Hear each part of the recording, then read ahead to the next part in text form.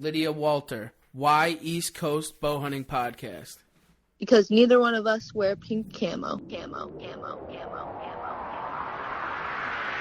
East Coast Bowhunting Podcast.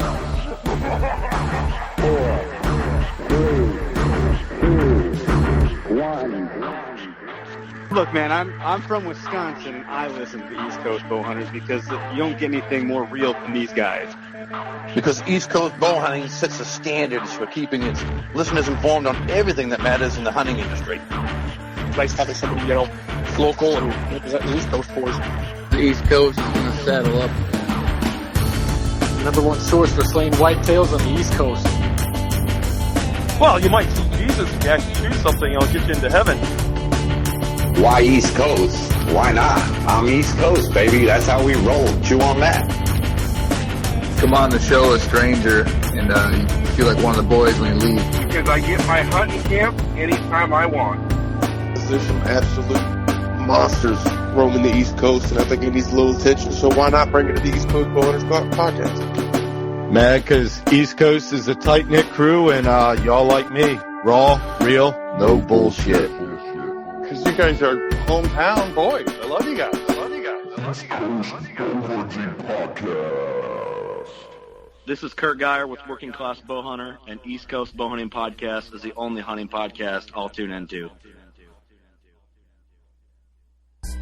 What's up, my fellow Slayers? Step on into Slayer Studio. Oh, watch your step. Don't kick over the case of Shabin. I know, my bad. What was that? Well, help me drink then. Come on. This is the East Coast Bowhunting Podcast, and I'm your boy D-Rock here with Trev. And we are in Coventry, Connecticut, hiding in the mountains of God's heaven.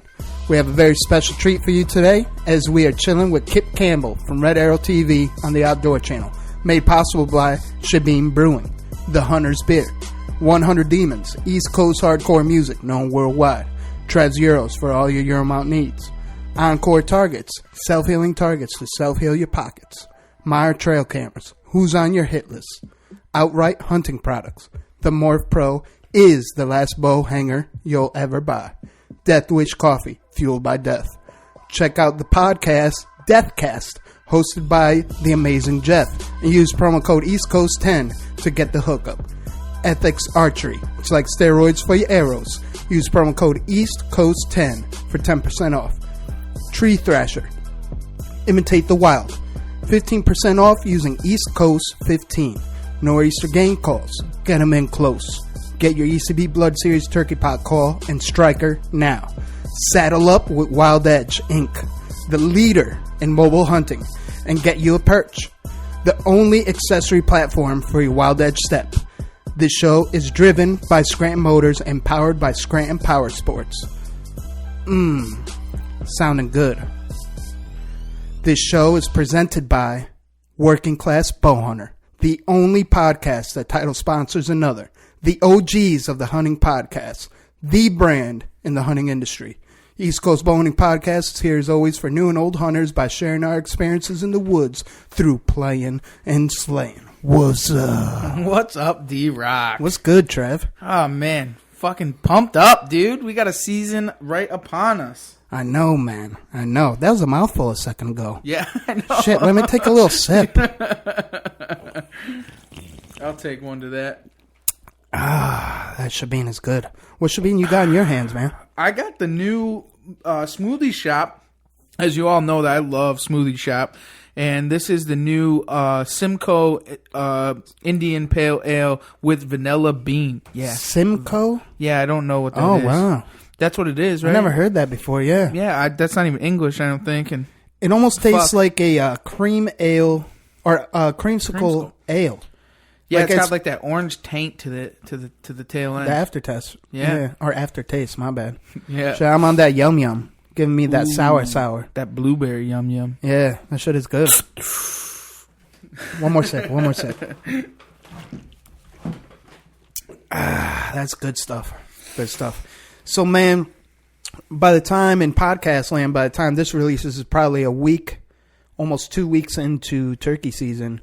And we just started, yesterday in real world time. And it was crazy because we got all set up. Fortunately, you and Ryan were in the turkey woods doing some scouting and getting us prepped. We went out with 4 people, with the ghost hunter and ourselves, the East Coast crew. And we hit up that spot where I didn't think we could hunt. And it's right over the woods and that little crevice of the ridge. And we hiked in, probably about honestly, it felt like 2 miles, but it was really probably like a mile. It's about a mile, yeah. Yeah. It's about a mile, yep. And I know you were huffing and puffing. Yeah, it's that's a trek to especially get in there. And we went in there and we had one bird working, was gobbling on roost closer to the parking area where we park. And we worked our way up there. And we've always put down birds there. It's a great, great spot. And it just couldn't happen, man. It was so quiet, dude. I've never been in turkey woods and not had noise like that. Like, it just... Well, not to make any excuses, though. It did rain like hell the night before, and it did have it overcast. So I knew the birds weren't going to get off roost until later in the day. And then it seemed like we were just chilling there. We had set up, you and Porn Star had a blind together. I don't know why you guys needed your own separate room, but you guys had your own separate room. While Ghost Hunter and I set up my notorious burlap blind. I love that. You do like that? Yeah, it's awesome. I think it's different, right? Yeah, absolutely. I thought I heard you say that in the distance. I don't know if it was that or Ryan, keep going. It was one of the two things. I don't know. But anyways, so it was still not gray in the woods yet, and we were just chilling in a not necessarily a circle, but just kind of bullshitting and shit, passing that light up pen, and then all of a sudden we heard the turkey sound off. Yeah. And it just turned gray too in the woods. Like the light was coming. And then that was it, man. We all gave that look like, okay, it's go time. Yeah. And I thought it was gonna happen, man. And I don't know. It was crazy. And in the story, it's funny, as D-Rock said that it got kind of overcast and it was raining, and so halfway through our hike in is when the rain had started, and the bird at earlier in the walk was sounding off. I mean, you could have done just about anything to get him to gobble. And we got to the spot where we wanted to be, and it started raining. So I'm like, you know what? They're just tight-lipped. And turkeys have lips? Yeah. Wow, I didn't know that. They have like lips. Hard lips? Hard lips. They have hard lips. But they didn't sound off, so we're like, whatever, we're going to trek up there. And we had that little noise in the beginning, and then it was dead silent. And then, I don't know. And then how many shots fired off? Because we really wanted to hunt that field edge, but that was private property, and we were on public land, and we really couldn't go. Like, there's no point hunting the field edge if that field is private property. Right. And there was 6 shots. Was it 6 or 7? Yeah, somewhere in there. I think it was like around 7:30 in the morning. Yeah, it was just about 7:30, and they just let it have it. I don't know what happened. We had heard that one shot far off, which we found out was an old-timer. He stopped in to say hello to us after. And then those 6 or 7 shots. And that's where the birds were coming from, so I was a little nervous, so it definitely turned them around. That was on private, but it's still...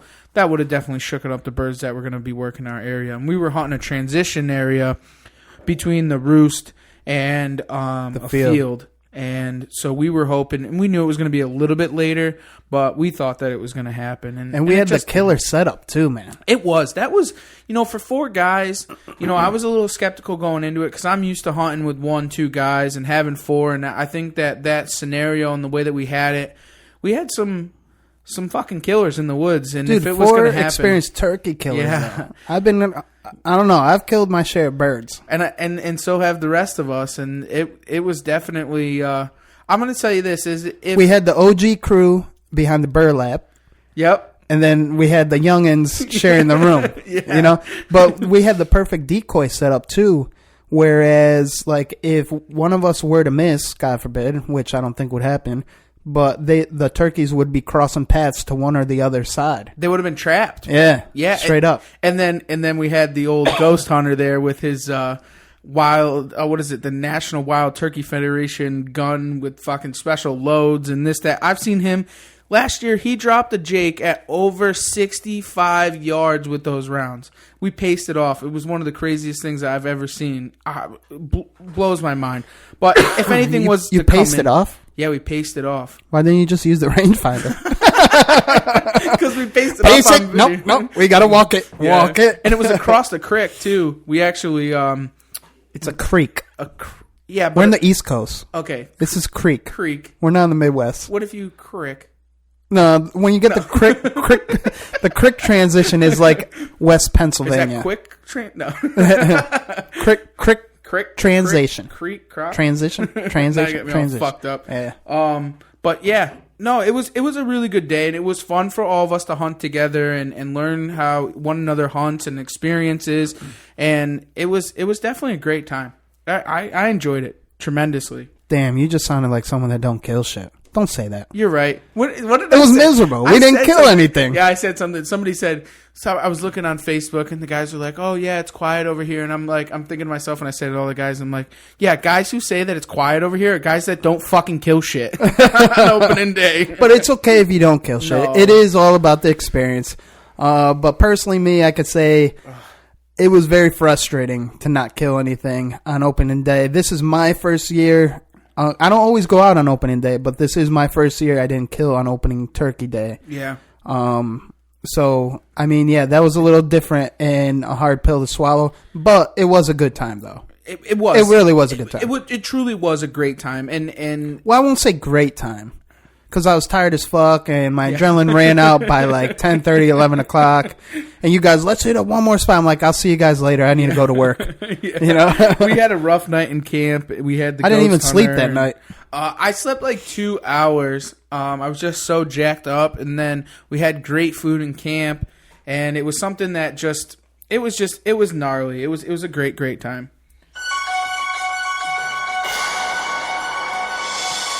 Fellow Slayers, this is the weekly deer news brought to you by Trev.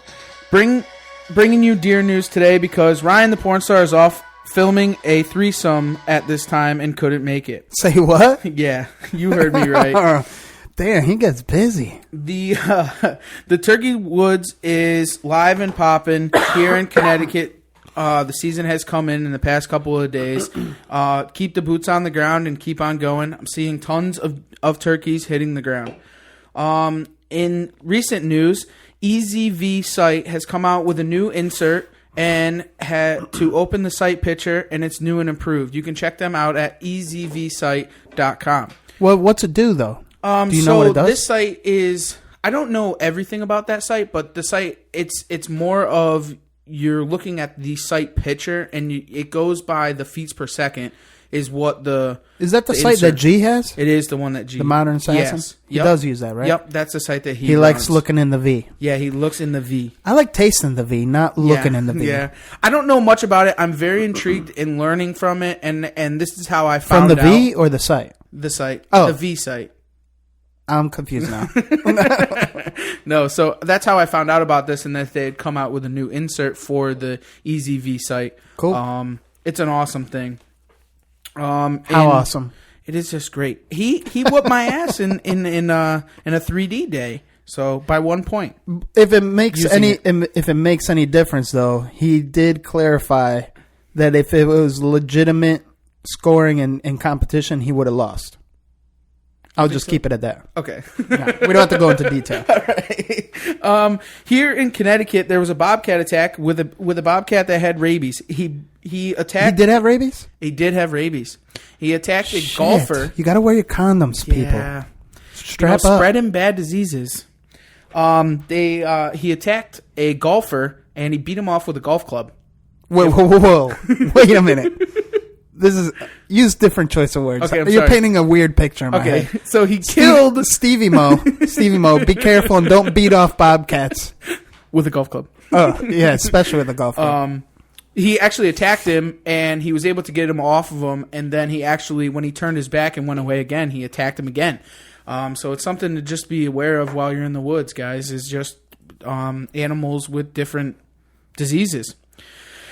On that note, Saddle Up America leave the drama behind. This is the United States of America, not the segregated states of America.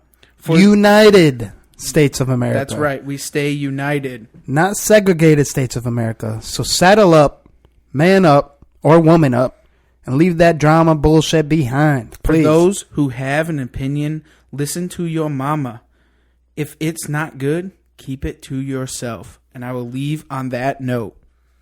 And that is your weekly Deer News. Brought to you by who? Trev. And D-Rock. And send you your what? Send me some nudes. I'll take the nudes. You heard it from him. Send me the news and send your boy Trev the nudes. He's kind of interested in them. All right. Cool, man. That was pretty good, Trev. Your first shot at the Deer News. You actually you did pretty good, man. I tried. That was good. I like that. It was pretty entertaining. I wish there was more news, but we keep podcasting too much. Word. It's barely 7 months, and we're up there in episodes. We recently released 63 with Cody DeQuisto. If you haven't checked that one out, go back in time. And podcast time, we're already like 3 deeper than that, and we like to go deep. Extra deep. Yeah. So let's get Kip Campbell on the phone from Red Arrow TV. Let's do it. I'm excited. Yep.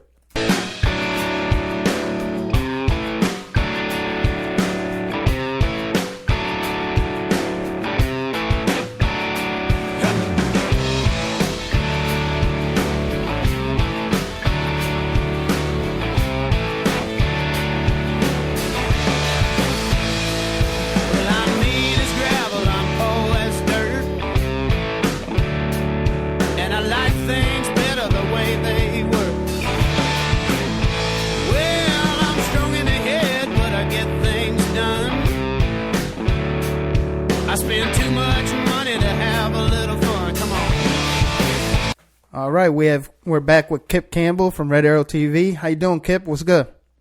Doing good, brother. What's going on? Ah, shit. Just looking forward to tonight, man. We did a quick little intro to introduce not just the episode, but how excited we are to get you on the phone. And I think Trev's been looking forward to this just as much as I have. Where, Trev? Yeah, I'm going to crack a shebeen to this one. Crack that shit. Shebeen. Yeah, see? I like that.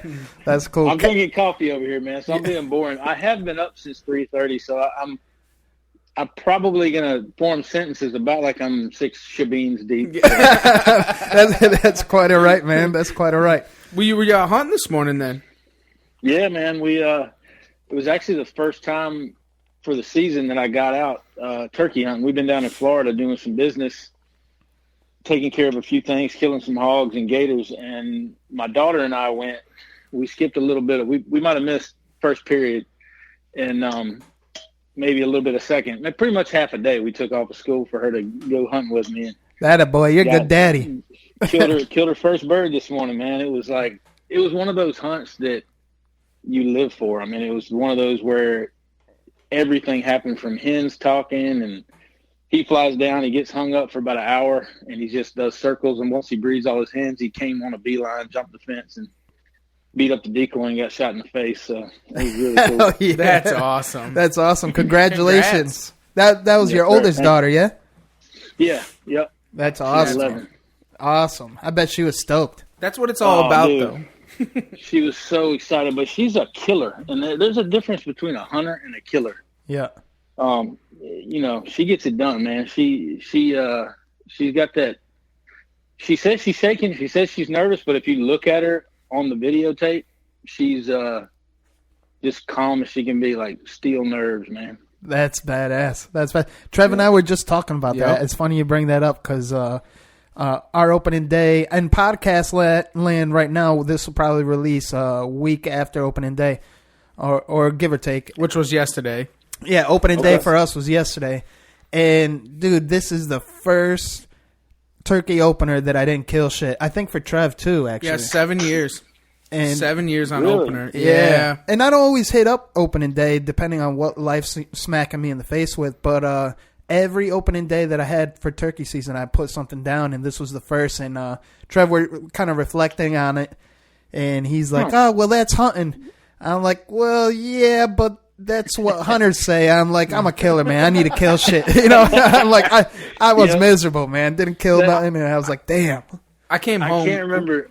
It's been multiple people that have said this, and I think I've said it myself, but people whenever anybody's having bad luck or whatever happens, they're not killing stuff, and somebody says, well, that's what makes it fun. You don't kill one every time. And I think it was my buddy Martin. He goes, yeah, I could use about 2 or 3 to 10 years of killing one every time, and then I might start getting tired of it. You know what I mean? Like, exactly.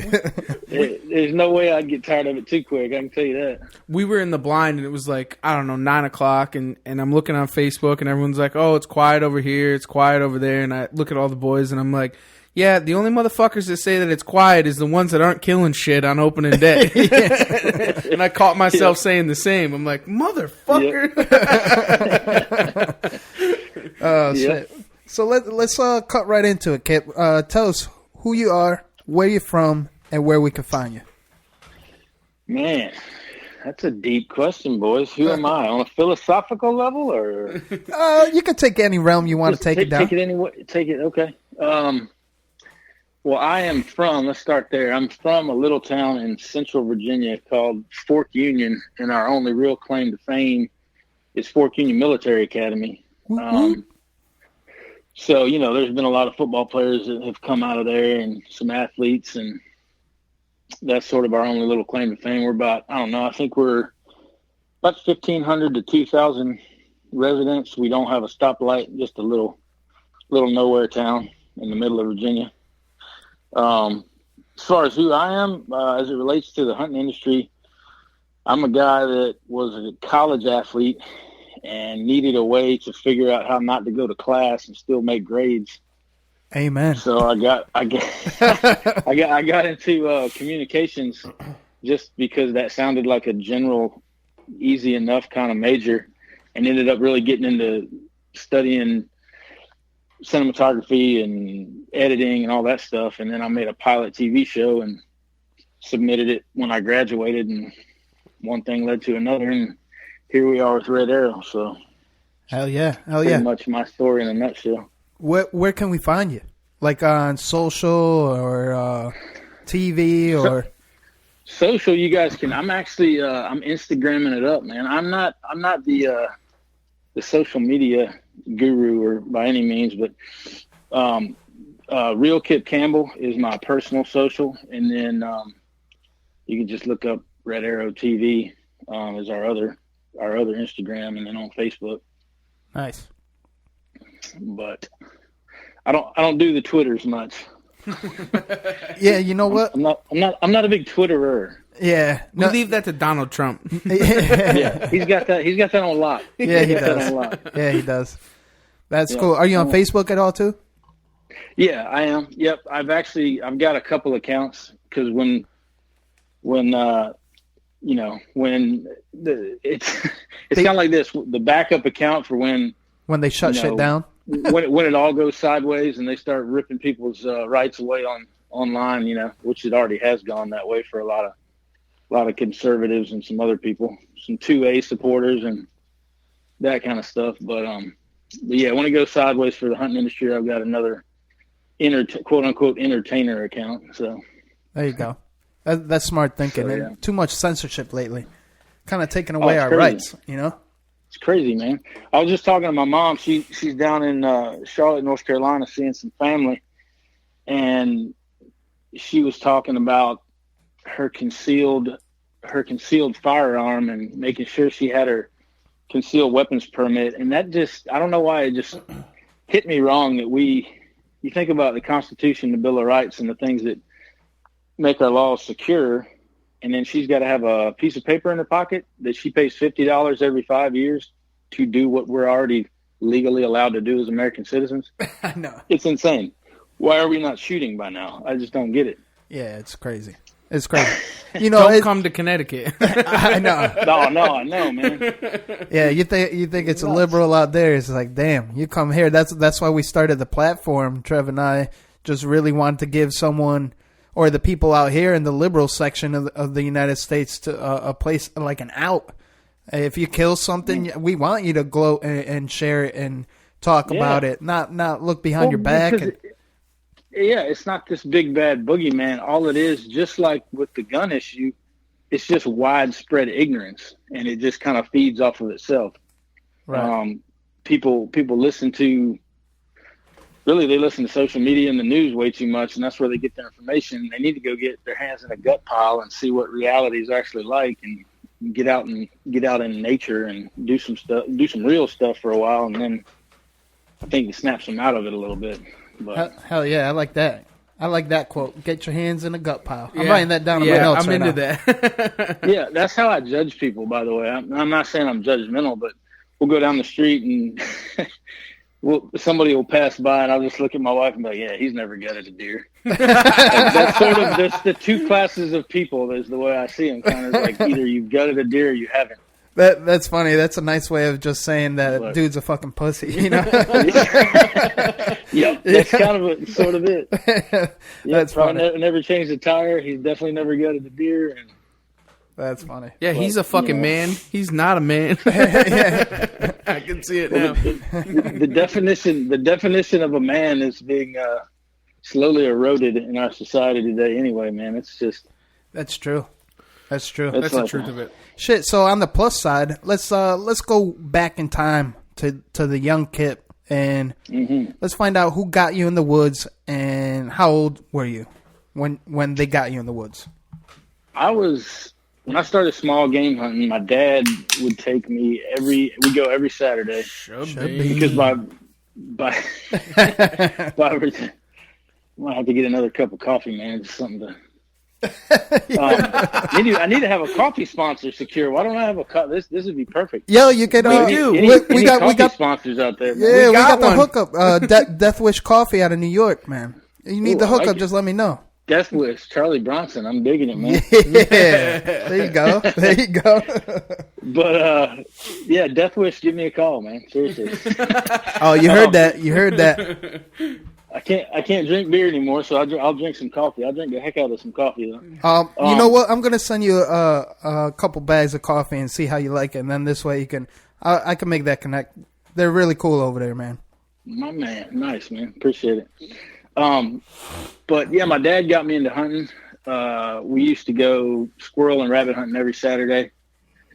That was pretty much where I got my start.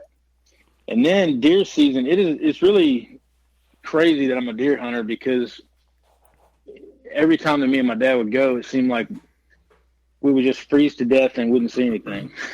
Yeah. It was typical small tracts of land, East Coast hunting. You know, we didn't have any big managed nice stuff. We just had 25 acres, 50 acres here and there.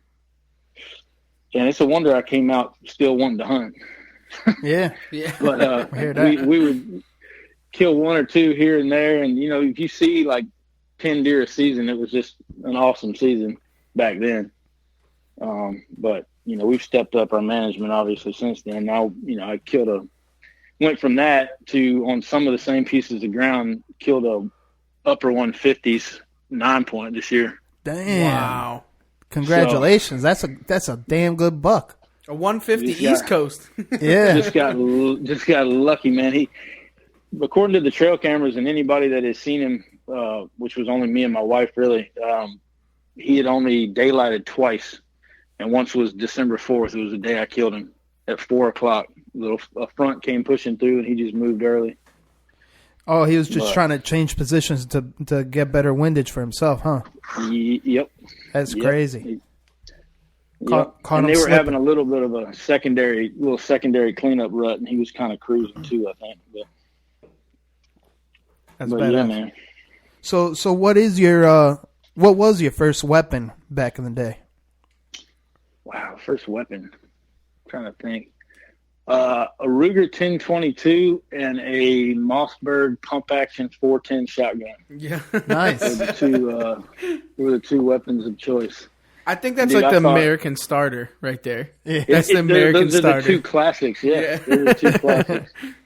Dude, I thought I was a freaking gangster when I got them too. Like, my dad got me that. I was like, pump shotgun. That's awesome. So what? Dude, it was fun. That's really cool, man. That's really cool. And that was in Virginia too when you got your first kill. Yeah, yep. Awesome. Yeah, Virginia. I actually hunted with my dad, killed a lot of small game stuff, and then my stepdad, when I was about, I guess I was 11.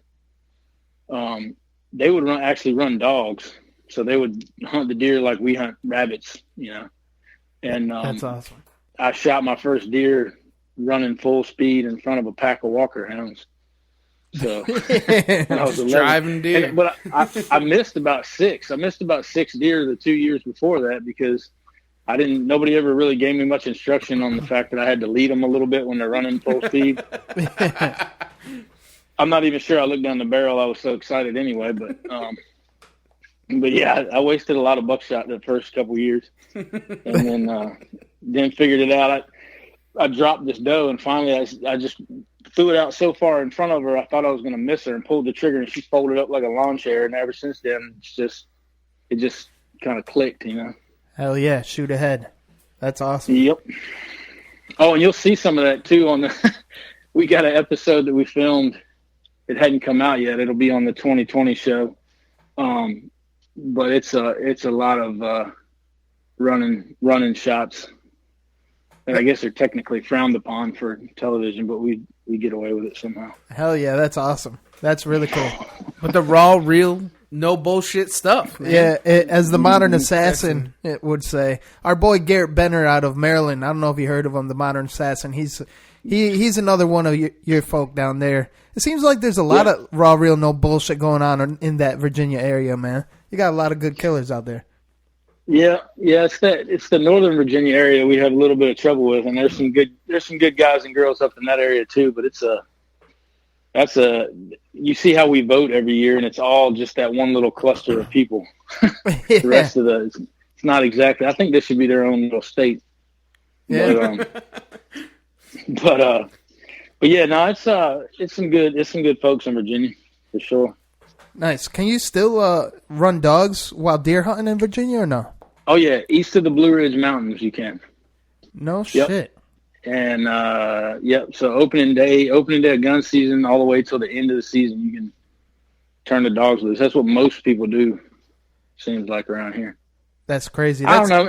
It might be 50-50. It might be 50-50 now. I mean, the hunting industry actually, in my opinion, has pushed a lot of people to the conservation side of things and to the management side of things.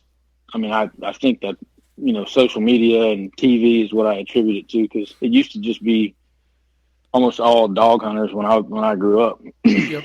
That's okay. Yeah. I want to jump way ahead on my outline that I have here, because that's one of the questions. And since you bring it up, what does conservation mean to you? I mean, I think that it, you know, as a libertarian leaning person, I don't like the government telling me what to do, but I think it's everybody's responsibility not to take more out of the land than you put back into it. And I mean, that's just common sense. If you want to have a sustained hunting area year after year, you can't, you know, I know guys too that are around here and other places that are outlaws that laugh about killing 23 turkeys a year. Right. And you just kind of shake your head at them like, that's not gonna. They're the same guys that 3 or 4 years from then they're like, man, we just can't find a bird. I don't know what's going on. Yeah. It's like, well, you shot them all, dude. So shoot some coyotes instead. But yeah, I just think it's everybody's personal responsibility as a hunter to just to do the right thing, which is sort of a hard thing to control. But I'm kind of two minds there. I don't want a whole lot of control, but I also don't want outlaws running around and ruining it for the rest of us. Word. I heard that for sure. I totally agree. You go ahead. No, you go ahead, bro. No, because even in the fishing industry, so I come from the fishing industry, heavily, and it's a huge thing. And the guys would be killing 40 and 50-pound bass, and then 3 years later they're asking, well, what the fuck? I didn't catch those big bass no more. And I said, yeah, because you killed all the big breeder girls that were there. I mean, you filled the fucking boat 4 years in a row, time and time again. What did you think was going to happen? You know, and they just, you gotta, yeah, it looks cool in the picture and everything like that, and when you're bringing them to market, but is it really? You know what I'm saying? You're not helping yourself. You're not helping others. Sure. You look cool for the glory.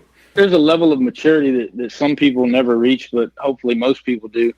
Just like, I don't know y'all's personal experience, but with me, I wanted to kill anything and everything that came across my path. And then you get to a certain point where you're like, okay, I've killed that same buck or that same deer enough times where now I'm still going to occasionally shoot that same quote unquote same buck, but I don't necessarily have to, you don't have that need to.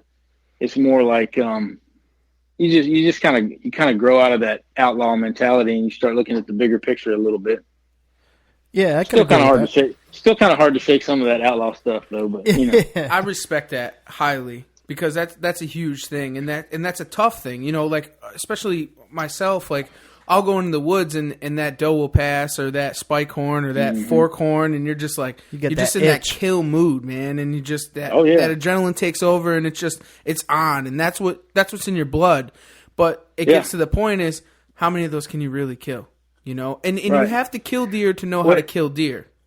That's exactly you, man. I couldn't have said it better myself because so many people make the mistake, and I've seen guys mess their kids up because they'll let them shoot, say, one quote unquote immature deer buck, and then they set the standard so high that the kid doesn't kill anything for 5 years. When he gets to be, an adult, his killing instincts are pretty dull at that point. Right. Yeah. Exactly. You know what I mean? It's you gotta turn them loose, man. And then it's that whatever within the law, whatever makes the kid happy or the new hunter happy. If he's having a great time just busting spikes, let him bust them. God makes more every day. Exactly. And, so I can't agree every with year, you not more. every day. and there's a lot of hunters out there, especially around us, that will frown upon that or they'll talk down on them. And social media has been a huge thing in that. And it's it's like, hold on, those people that are talking that shit to those people that are killing all these deer, where did you come from? Because I know I killed tons of spikers, four horns, 6-pointers. I killed piles of them. But what is that? I killed a 3-point this year. Opening day. There you go. It's opening day. It was in a neighborhood. Hey, look, here's the thing. You can't it's all situational. If you are putting time, energy, and effort into a management program on a piece of land, that's its own reward right there, and watching that, take effect. But in this little neighborhood right here, there's like 25 deer every 4 acres. So we just, lay the slaughter to them because that's what the quote unquote conservation and management in that area dictates, so it doesn't matter what it is, spike, button buck, doe, it's getting smacked, Hell yeah. So there's a time and place. There's a time and place for everything. Oh yeah. So this is a little off question that we were kind of doing sound check before we hit the record button, but I wasn't aware is if you were still on the sauce, what would be what would be your poison of choice if you were still sipping? That is a good question. Just probably anything cold, cheap, and domestic. It's my route that I would probably go with that. All right, that's a good answer. And for perfect clarity, we were having a conversation about the reason I had to take a year off was a combination. I hit the immune system lottery and got mono simultaneously with Lyme's disease, and a bunch of complications followed. And one of the things that I had to do was curtail some diet and lifestyle stuff. So, dude, I never thought I would be eating the way I'm eating now. It's just unbelievable. It's actually good. I love it now, but I mean, it just turned everything on upside down for me. I mean, none of the stuff that I used to just on a daily basis just love to eat. It all left. It all left the house. But I mean, when you're kind of faced with like, hey, either get healthy from these two things that really rock your world, or die, it's a no-brainer. Yeah, without a doubt. You'll be eating spinach and cabbage in no time. Dude, that's exactly right. Hey, nothing better than eating some asparagus the night before and then surprising your boys at deer camp with some stinky pea. That's right, man. That's cool, though. That's cool. Right. You know, you got to make the best of it. Now you just high on adrenaline and coffee. You know, caffeine. That's right, man. Ain't nothing wrong with that. Yes, Shit. sir. There's so many good coffees out there now. I would rather switch to coffee over beer, to be honest. Really? Shabine, he didn't mean that, Shabine. Trev, he's on the sauce. He didn't mean that. And Death Wish, well, maybe he did mean it. It's a catch-22. I knew where I was going with that. It's got to be hard to manage two beverage sponsors at the opposite end of the spectrum. Well, you know what? Yeah. They make it It's easy gotta be for tough, us. man. They make it easy for us because we get hungover on Shabine, and we need that coffee in the morning to cure the hangover. Yeah, it's like dating a blonde and a redhead at the same time and never really.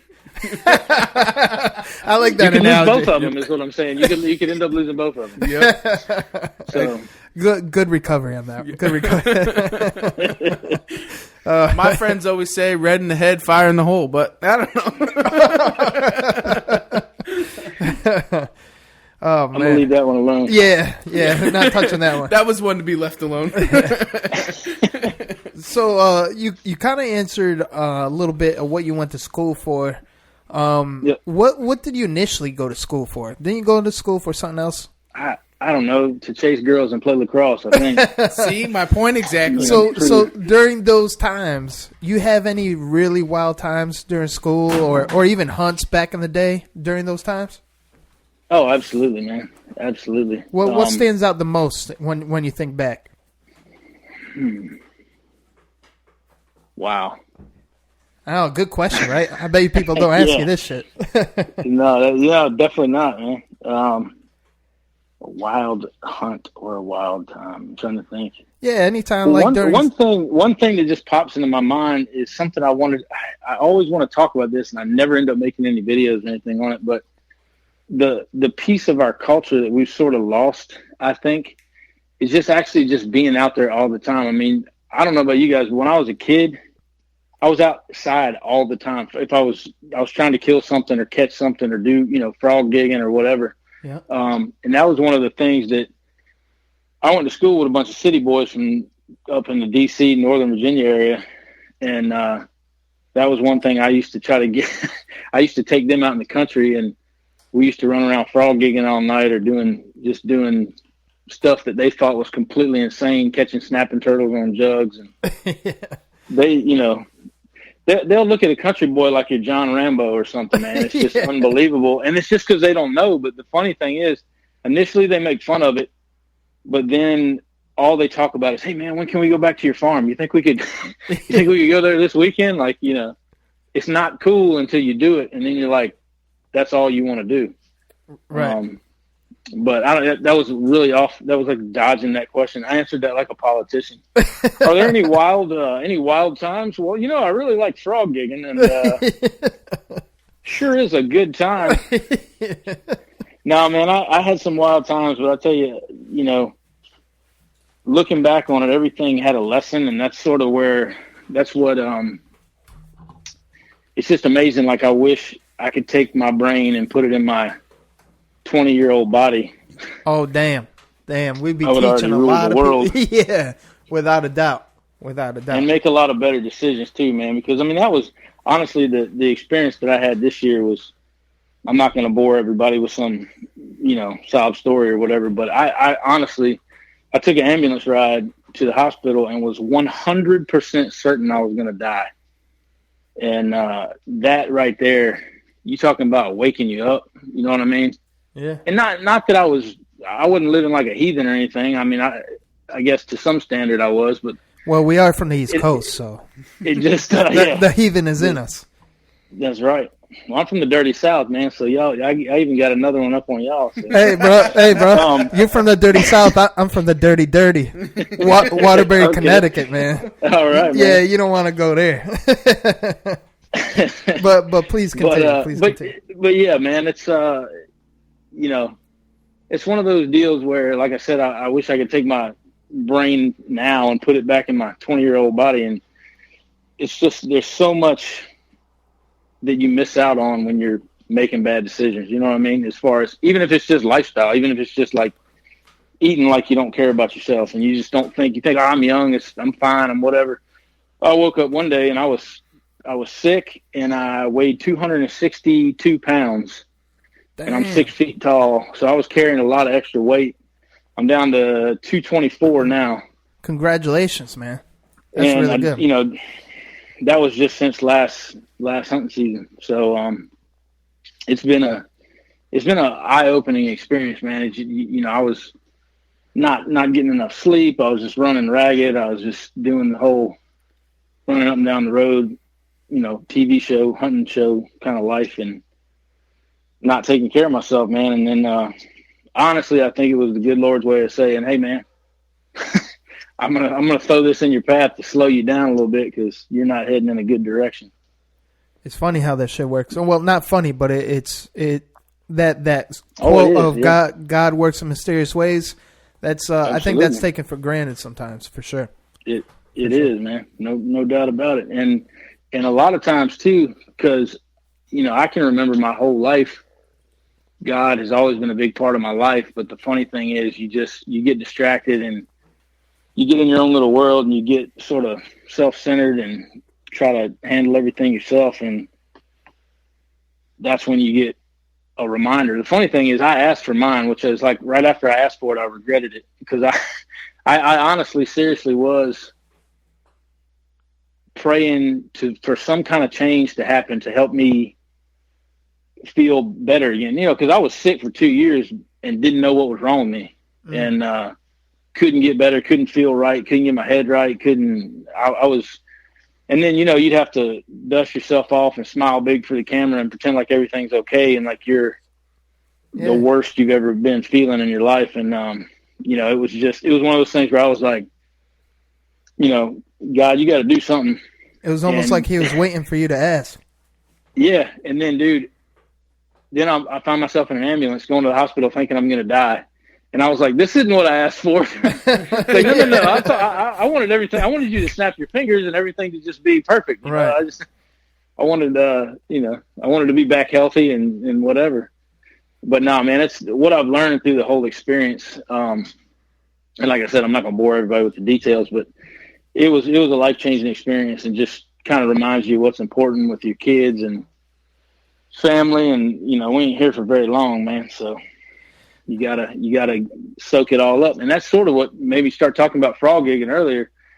That's the kind of stuff I'm doing again. Now that I'm not crazy stressed and, I got healthy, I got some good doctors and we got all the limes and all the stuff all the immune system stuff taken care of. And I'm back to almost 100%. And it's really cool to enjoy the little stuff like going bass fishing with your kids and frog gigging and bow fishing. And it's just something every day that we're doing together now that before I was just too busy or too stressed or wasn't feeling up to it or whatever, man. So that's my goal, honestly, for short term and long term, is just to do more stuff like that, especially with my kids. And that's what life's all about, really. Amen to that. I couldn't agree more, man. It was cool because we were kind of just going back and forth with a couple pictures of our kids and shit, and it's just cool to have that same common ground, because like you said, I mean, sometimes not you specifically, but there are people out there. I mean, us being in the industry too, we want to get down to certain people to see what they're all about and get them on the show and just really talk about them, not necessarily what they do, like what everyone else in the nation sees, just to really get to know the person. And sometimes you run into that one or few people that are still trapped in their little world, and The best I get is, right, like, for example, you have my number, I have your number, right? And it's no big deal. Mm-hmm. But Yep. you go to, especially trade show season, that's when I feel you really make those connects, right? Like, that's the time to really connect with those people you don't get to see on a daily basis. And I'm specifically talking about one person, but I'm sure it happens a lot. It's like, oh, what's up, man? You know, like, I'm really digging what you got. You know, I just would love to get you on the show and just really talk about stuff. Like, here's my number. If you don't mind, let me get your number, and then this way we could just kind of collaborate a little bit and set something up. And then you get the old brush off. Oh, yeah, let me give you my email. Send me an email. It's like, I just smile now. I'm like, all right, man, that's really cool. I'm like, you know what? Let me go grab a pen, and I just walk away. You know, it's just like, all right, man, you know, I'm too small time for you, and it's cool. You know, it's no big deal, but they're in a different place. You know? Oh, they are, man. And I think too, a lot of, at least from what people have told me, through emails and just in person and everything else, is our show is not special in my eyes, but people seem to like it because we don't take ourselves too serious. And I think a lot of the hunting industry not a lot of it. There's a good portion of peacocking around and the whole, the celebrity side of it, the quote unquote celebrity or the quote unquote professional. It's just, you know, we're all in this thing together, so to speak. And to act standoffish or like you're better than somebody is it's kind of laughable, really. Right. And that's the best way to put it. And I'm glad that you, bring that up, that we're all in this together. Is, Trevor and I were just talking about this today, and he had it. We do a little segment in our intro called the Deer News, and we just kind of catch people up with what's relevant and new in the hunting industry, whatever. And and that was one of the things that we agreed on, is that this is the United States of America, not the segregated states of America. It's like people get it fucked up, and they really forget. It's like you forget what, especially like in the celebrity world, you forget what got you into this because you had that passion and the love, and you loved your peers, and then you get there, and some people get caught up in it and forget what it was all about. So that's why, like, absolutely, we tip our hats off to people like yourself. Trev, what you got? I'm gonna bring it back. Like you said, what was your first weapon? It was a 410 and a 1022. Every motherfucker across the state or across the United States started off with a 410 and a 1022. Okay, and what makes you different? We got to be motherfuckers, man. No, but you know what I'm saying? It's just like why you get so harsh on me? Damn. But that's the truth of it. You know what I'm saying? We all started in the same place. We all just went to different places, but a lot of people forget where they came from or where they all started. We all started shooting rabbits and squirrels with our 1022s and our 410s. Yep. And they just don't recognize that. And there's a lot of people that follow these people that have gotten caught up in the things that they do day in and day out, and they don't realize that they're shooting 1022s and 410s, and they just don't get it. You know, I think there's some of that. There is a small percentage of those, the blue blood types who sort of have that. Oh, I like that term, the blue blood. What do I want to say? If you can, and there's not very many of them. I will say this: I've been in just about every state and to some other, foreign countries. Hey, blue blood bleeds red, no matter what. we all the same. And but there's very few of this type of guy or girl. But it seems like you'll know exactly what I'm talking about. The guy that he shoots the animal, hands the rifle to his guide, and goes and gets in the truck where the heater's on and watches his guide gutting the deer in the snow. Yep. There is that side of it, and I think we need to round up all those people and take them to re-education camp and show them what the outdoors is actually all about. I agree. I like get them out in the skinning shed and be like, "Come on, man, you go help out with the work side of things too." And I mean, I think the whole thing is hunters. At least I am.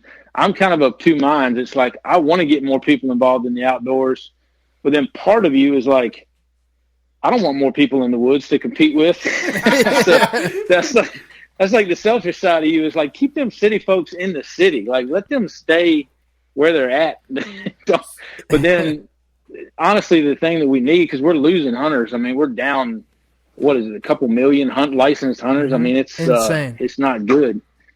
And dude, that's all due to that little zombie device everybody carries in their pockets that they can't seem to stop staring at. Right, getting all hunchbacked over it. Yeah, and it's just like anything else, man. Excess of something like that it's just like a drug. I had this conversation with one of our big supporters, Stephen Clark. He's actually out of Virginia also yesterday, and I was talking to him while I was scouting, trying to roost birds and this, that, and the other thing. I'm like, every fucking place I go to, public land, there's somebody else there. I'm like, I'm all about getting the new hunter and the old hunter back in the woods, but stay the fuck away from where I am. I said I don't want to be negative, but secretly we all feel like that, man, and it's tough because unfortunately they're not making new land.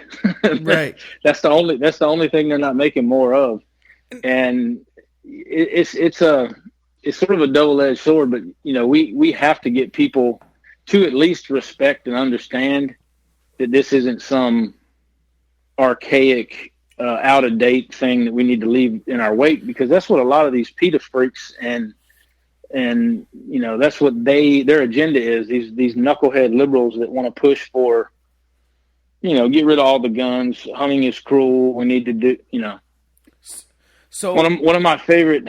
I'm trying to think. I don't know the exact quote, but Owen Benjamin in one of his stand-ups was talking about how all food is death. In other words, these people are eating soybeans because they think it's cruelty-free, but they don't know how many fawns and rabbits just got sucked up in that combine during the process of their getting their soy. That's funny. That's the second time I heard that very same reference too. Really? Of Owens too. Yeah. Yeah. Dude, what?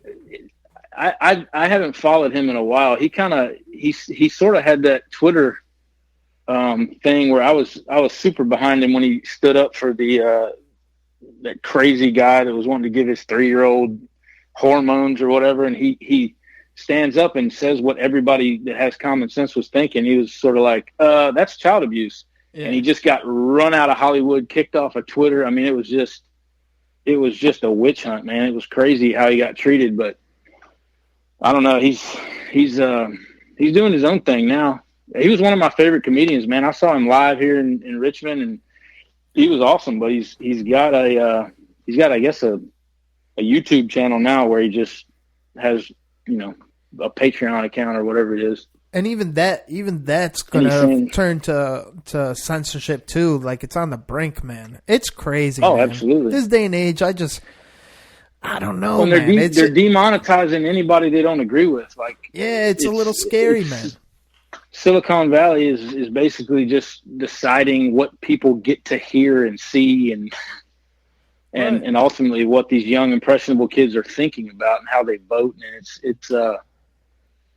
it's pretty crazy. What's even scarier is like a lot of people aren't even aware that they don't even realize is like, for example, plain and simple, like Facebook owns IG now, so on IG and FB you're getting the whole this video's blocked, press here to uncover video.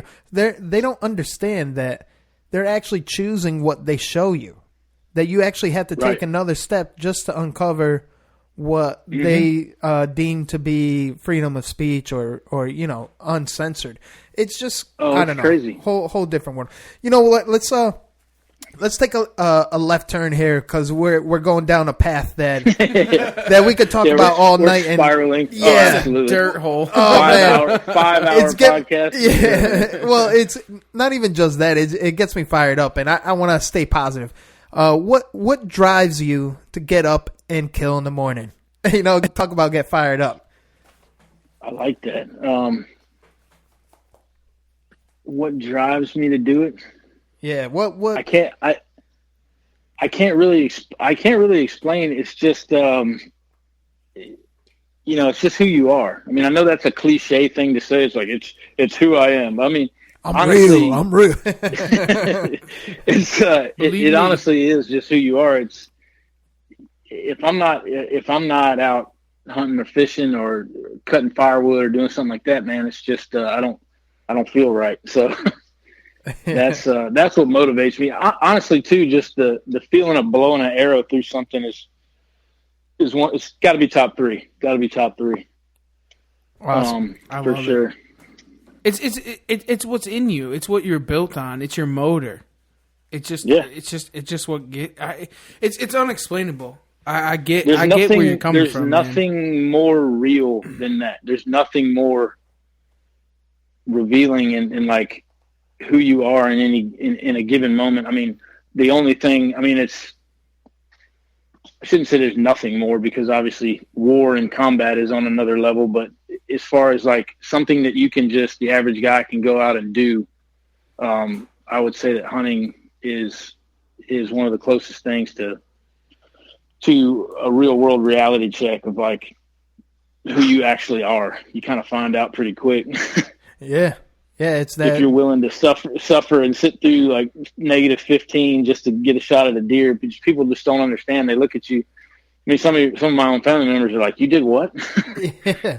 It's primal. You're like, so it's primal. And just like we almost got eaten, not really almost eaten, but an alligator tried to eat our boat down in Florida when we were down there, and my 8-year-old was hunting with me. We were hunting gators. The gator was substantially bigger than we thought it was when we went out to pull the line.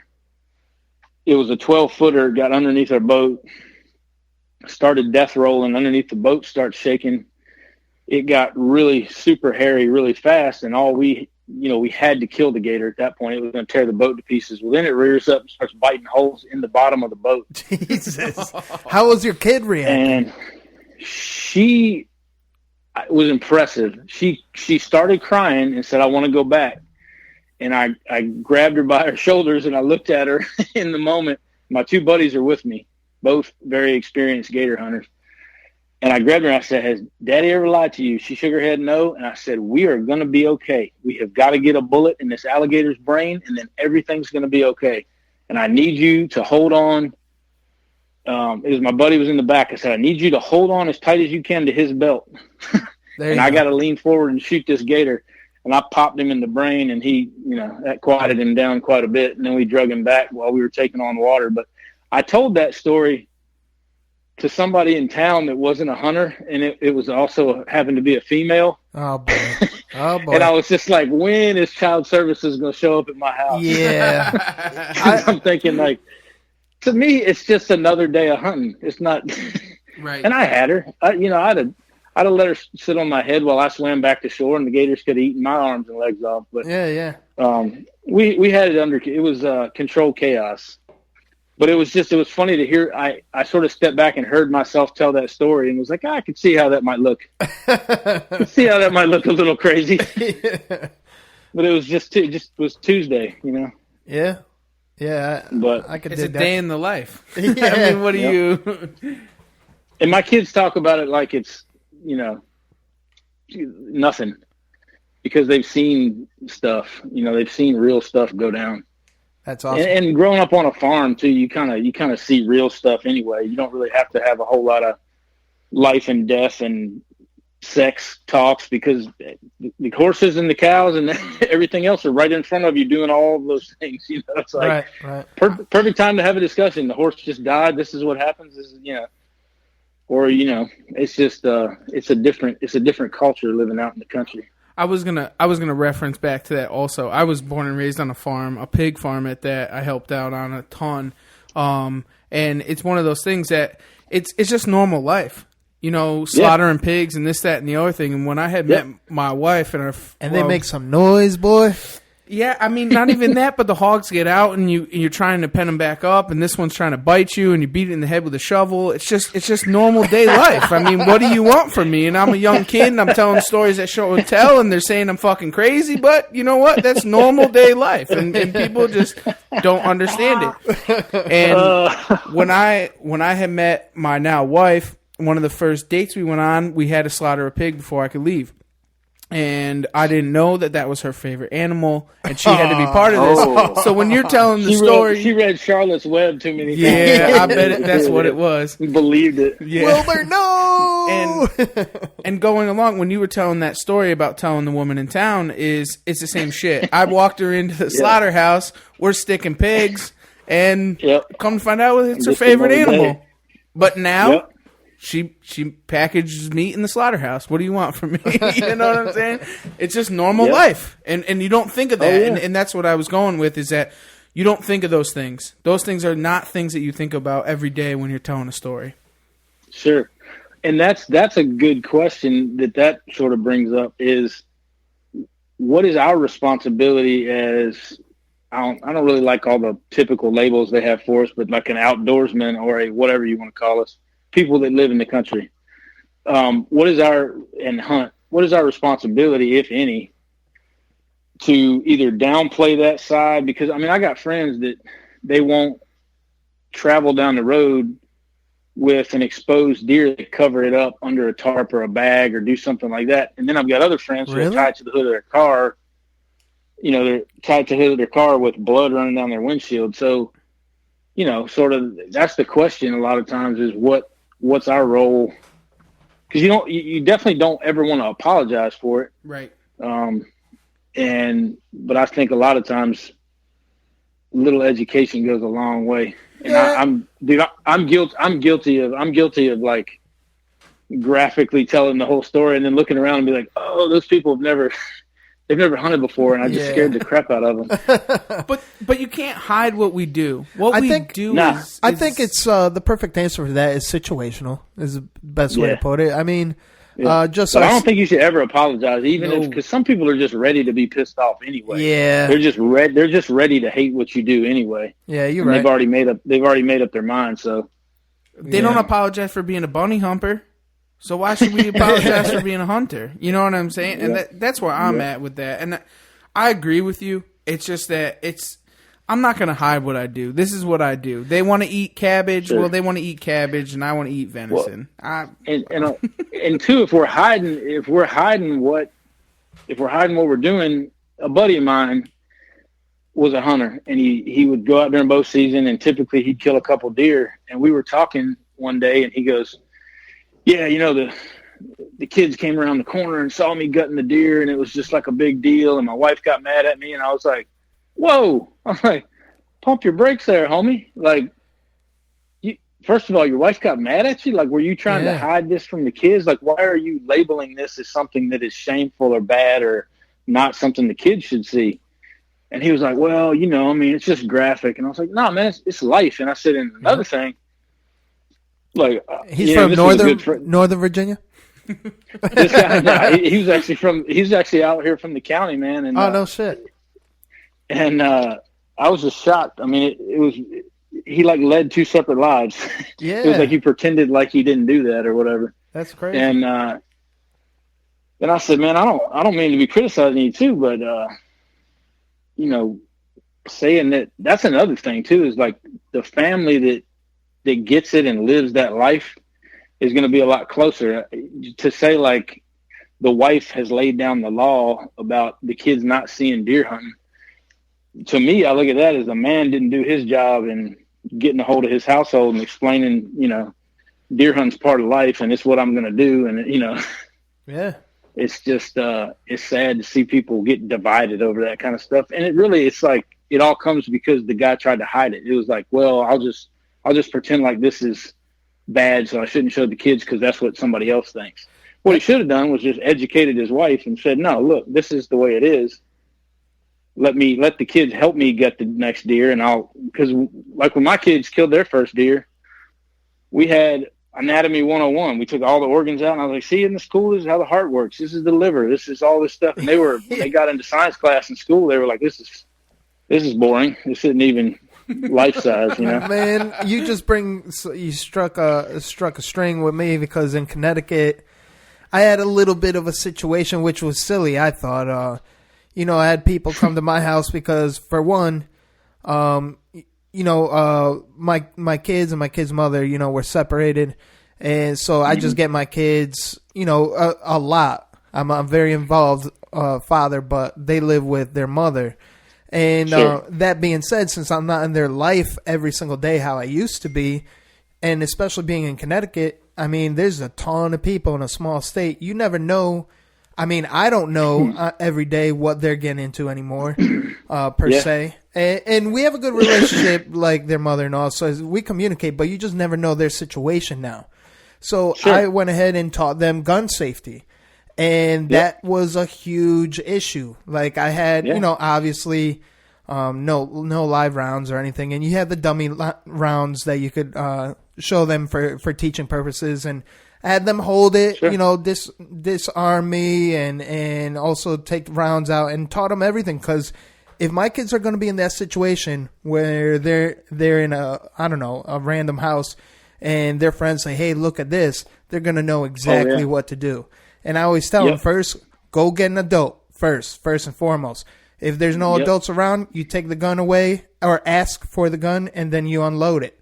And you always point away. And just stupid stuff like that could, like, save a life. And then not only that, with processing deer, I have my youngest, my daughter won't do it. She's 12 now.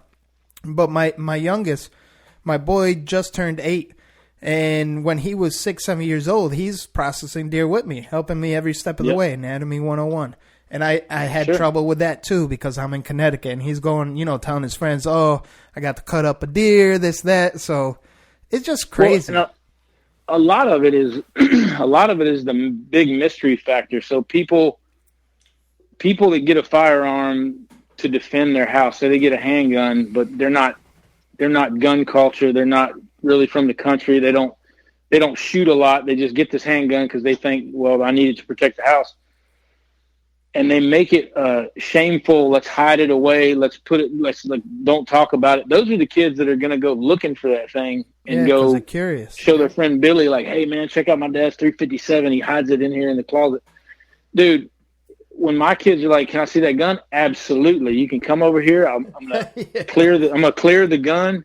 I'm gonna show you how you take it apart, show you how the action works, what it is. I'm gonna let you point it in the safe direction and hold it and get a feel for the trigger. And then we lay down the rules is you don't ever touch, pick up, or even look funny at a firearm unless daddy is around. Correct. But once they've touched it, handled it, and even gone to the range and shot it, it's not a big mystery where they're gonna try to sneak around and get it when dad's not there. They're just like, it's just dad's gun. It's one of 10,000. We're not really worried about that. And the best part is when they handle one, oh man, they get that stone cold look to them. Like their whole demeanor changes. It makes you proud. Yeah, it makes you proud. Like, hell yeah. Well, and people try to put that on us as gun owners and hunters, is like they think, oh, you're trying to compensate. You're just a little man with a big gun and all this stuff. Well, actually, Sigmund Freud said a fear of weapons was a sign of sexual retardation.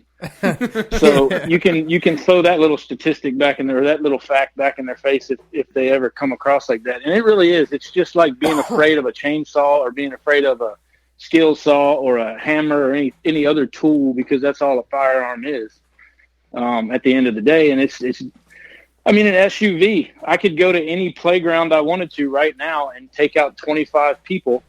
Right. Like tomorrow, I could just do that, but they're not going to make cars illegal. Exactly. Like Ted Nugent says it all the time. If they drained all the swimming pools, drowning deaths in the backyard would be 0%. Yeah, that's a good analogy. Let's all just go out and drain all the pools and take all the guns and do other things that are in fairy tale land that don't exist and could never be done. I'm gonna crack a beer to Uncle Teddy. Shoving. That's an idol of mine. Since we're on the subject of weapons, what is your favorite weapon of choice? Ooh, that depends on the situation and application of said weapon. I would probably have to go with my Hoyt RX3. Hell yeah! That's what we want to hear. The Bowman. Yes. Hell Sir. yeah! Why is that?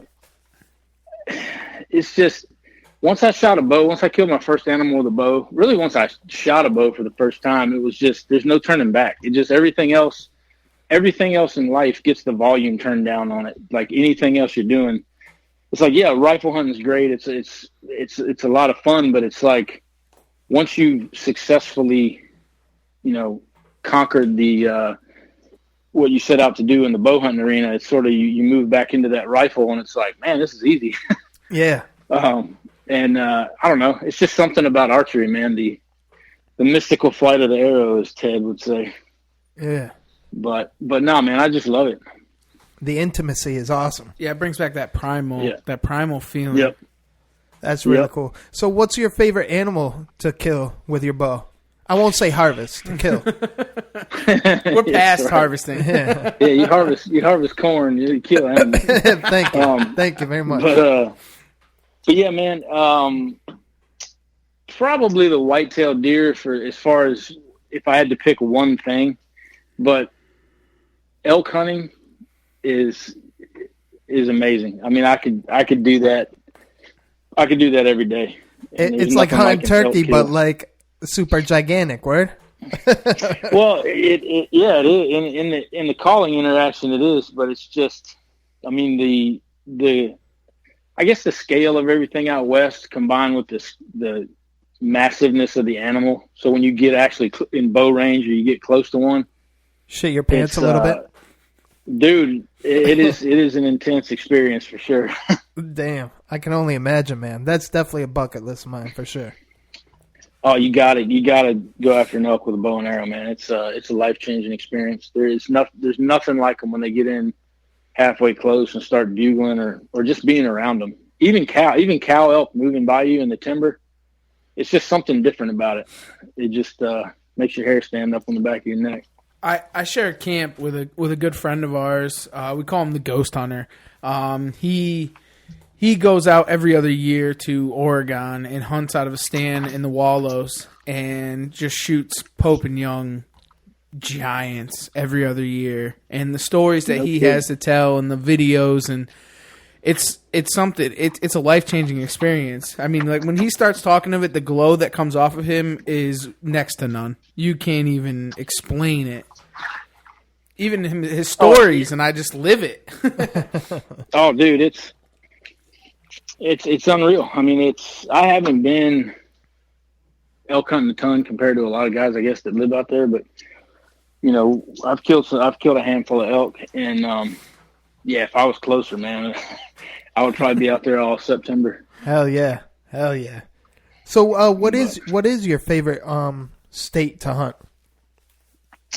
Favorite state? Yeah, in the United States. Probably for deer numbers, Montana. Really? Maybe tied with Wyoming as far as for seeing deer numbers. But honestly, my favorite state is Virginia. Like, if you want to look at it from a perspective of the deer I killed here this year was not the biggest deer I've ever killed, but it for sure was the biggest deal. I mean, it's a deer that I had actually, when I started my management program a few years ago, when I say management, I just really mean giving them food and some cover, a little extra more than they had. And I watched that buck. I think he's 5.5. I'm almost sure he's either 5.5 or 6.5, which is kind of unheard of around here. Those deer typically, when they're 3.5, they go completely nocturnal. And at least in my experience, but killing that deer here was cooler than killing anything anywhere else. But yeah, just strictly on numbers and action where you're just sitting there and it's like a freaking video game, I'd have to say Montana. That's awesome. Yeah. That's definitely a state I want to hunt one of these days for sure. Yeah, that's another bucket list deal. You just got to see those river bottoms just fill up with deer. We'd see 200 from one tree stand sometimes. Really? That's Yep. insane. One sit, 200 deer. It blew my mind. I actually How do you carried my choose dad with out that? there. How do you choose? It's just whichever one gets too close first, basically. That's the way I usually operate anyway. It's all about proximity. It's like, yeah, you'll do.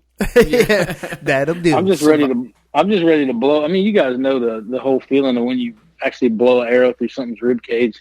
Oh man, I guess that gets lost on some people, and they got to have it be a 170 or something. But I don't think that'll ever happen to me. Yeah, I could agree there. It's like survival of the fittest at that point. Yeah, for sure. So we went Well, down.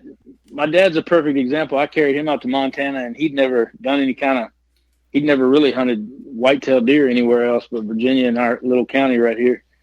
And he practiced with his Hoyt quite a bit, and he's pretty good shot with a bow. He's the one who taught me how to shoot. And we go out to Montana, and he's seeing 50 deer a day, and he is just, like loving it. And he was a little bit shook about the camera because he didn't want to screw up on camera.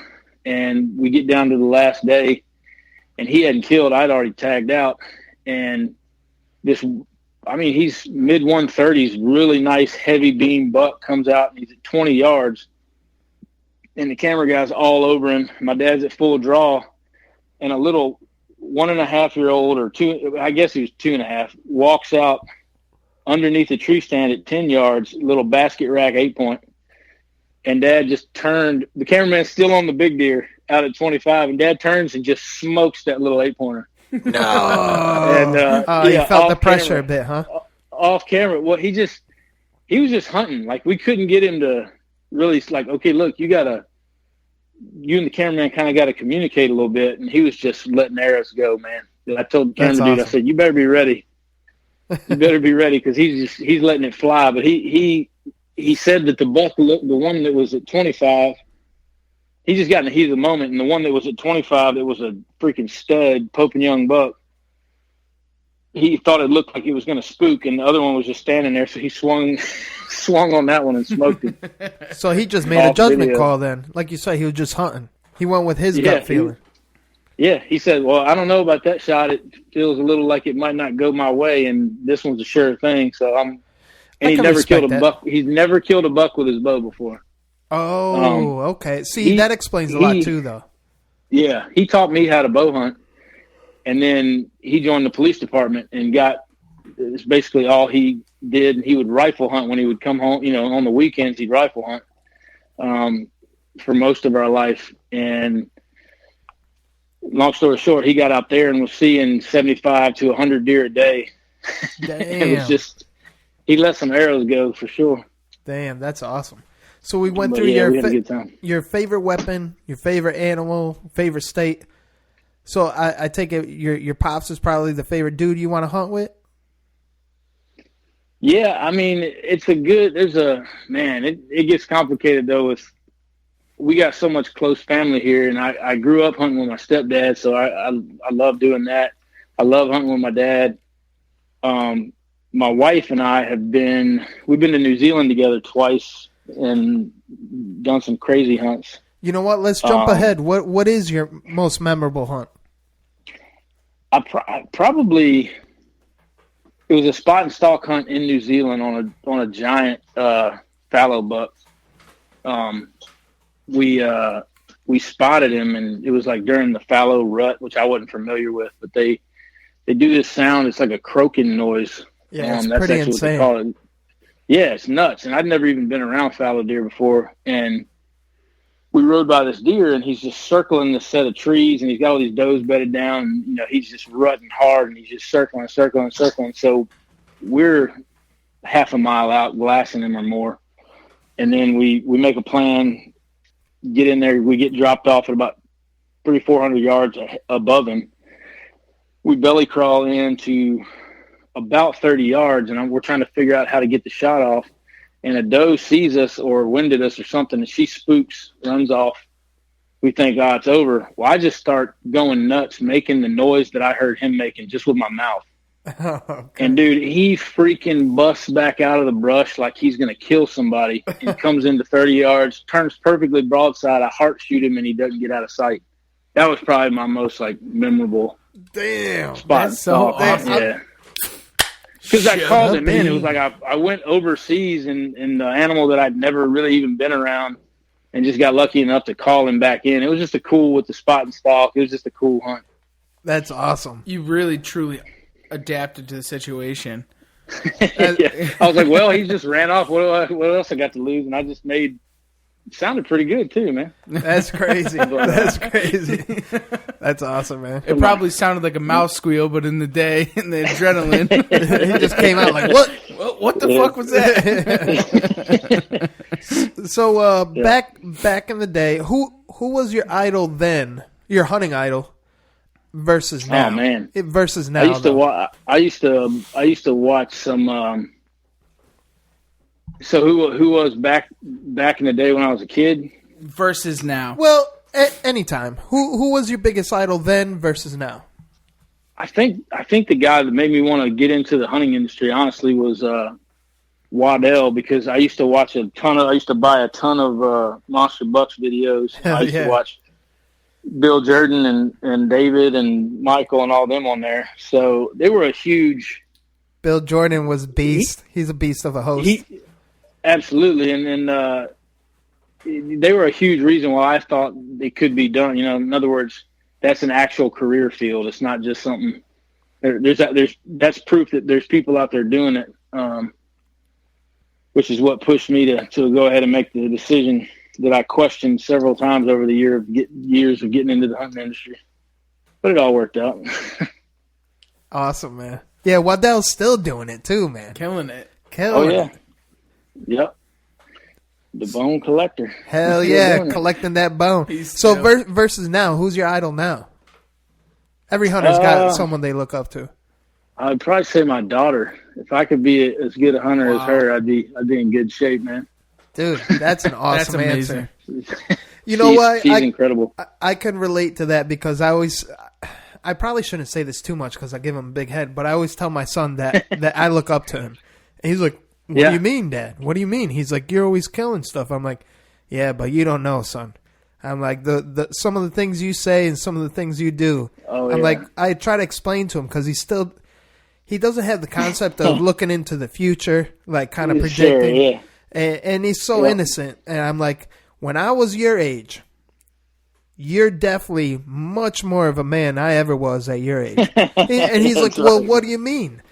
And he's like, I don't understand. I'm like, well, you take 8-year-old daddy and 8-year-old Antonio. Guess what? 8-year-old Antonio can beat up 8-year-old daddy. That's what I'm trying to say. He's like, oh, I think I get it.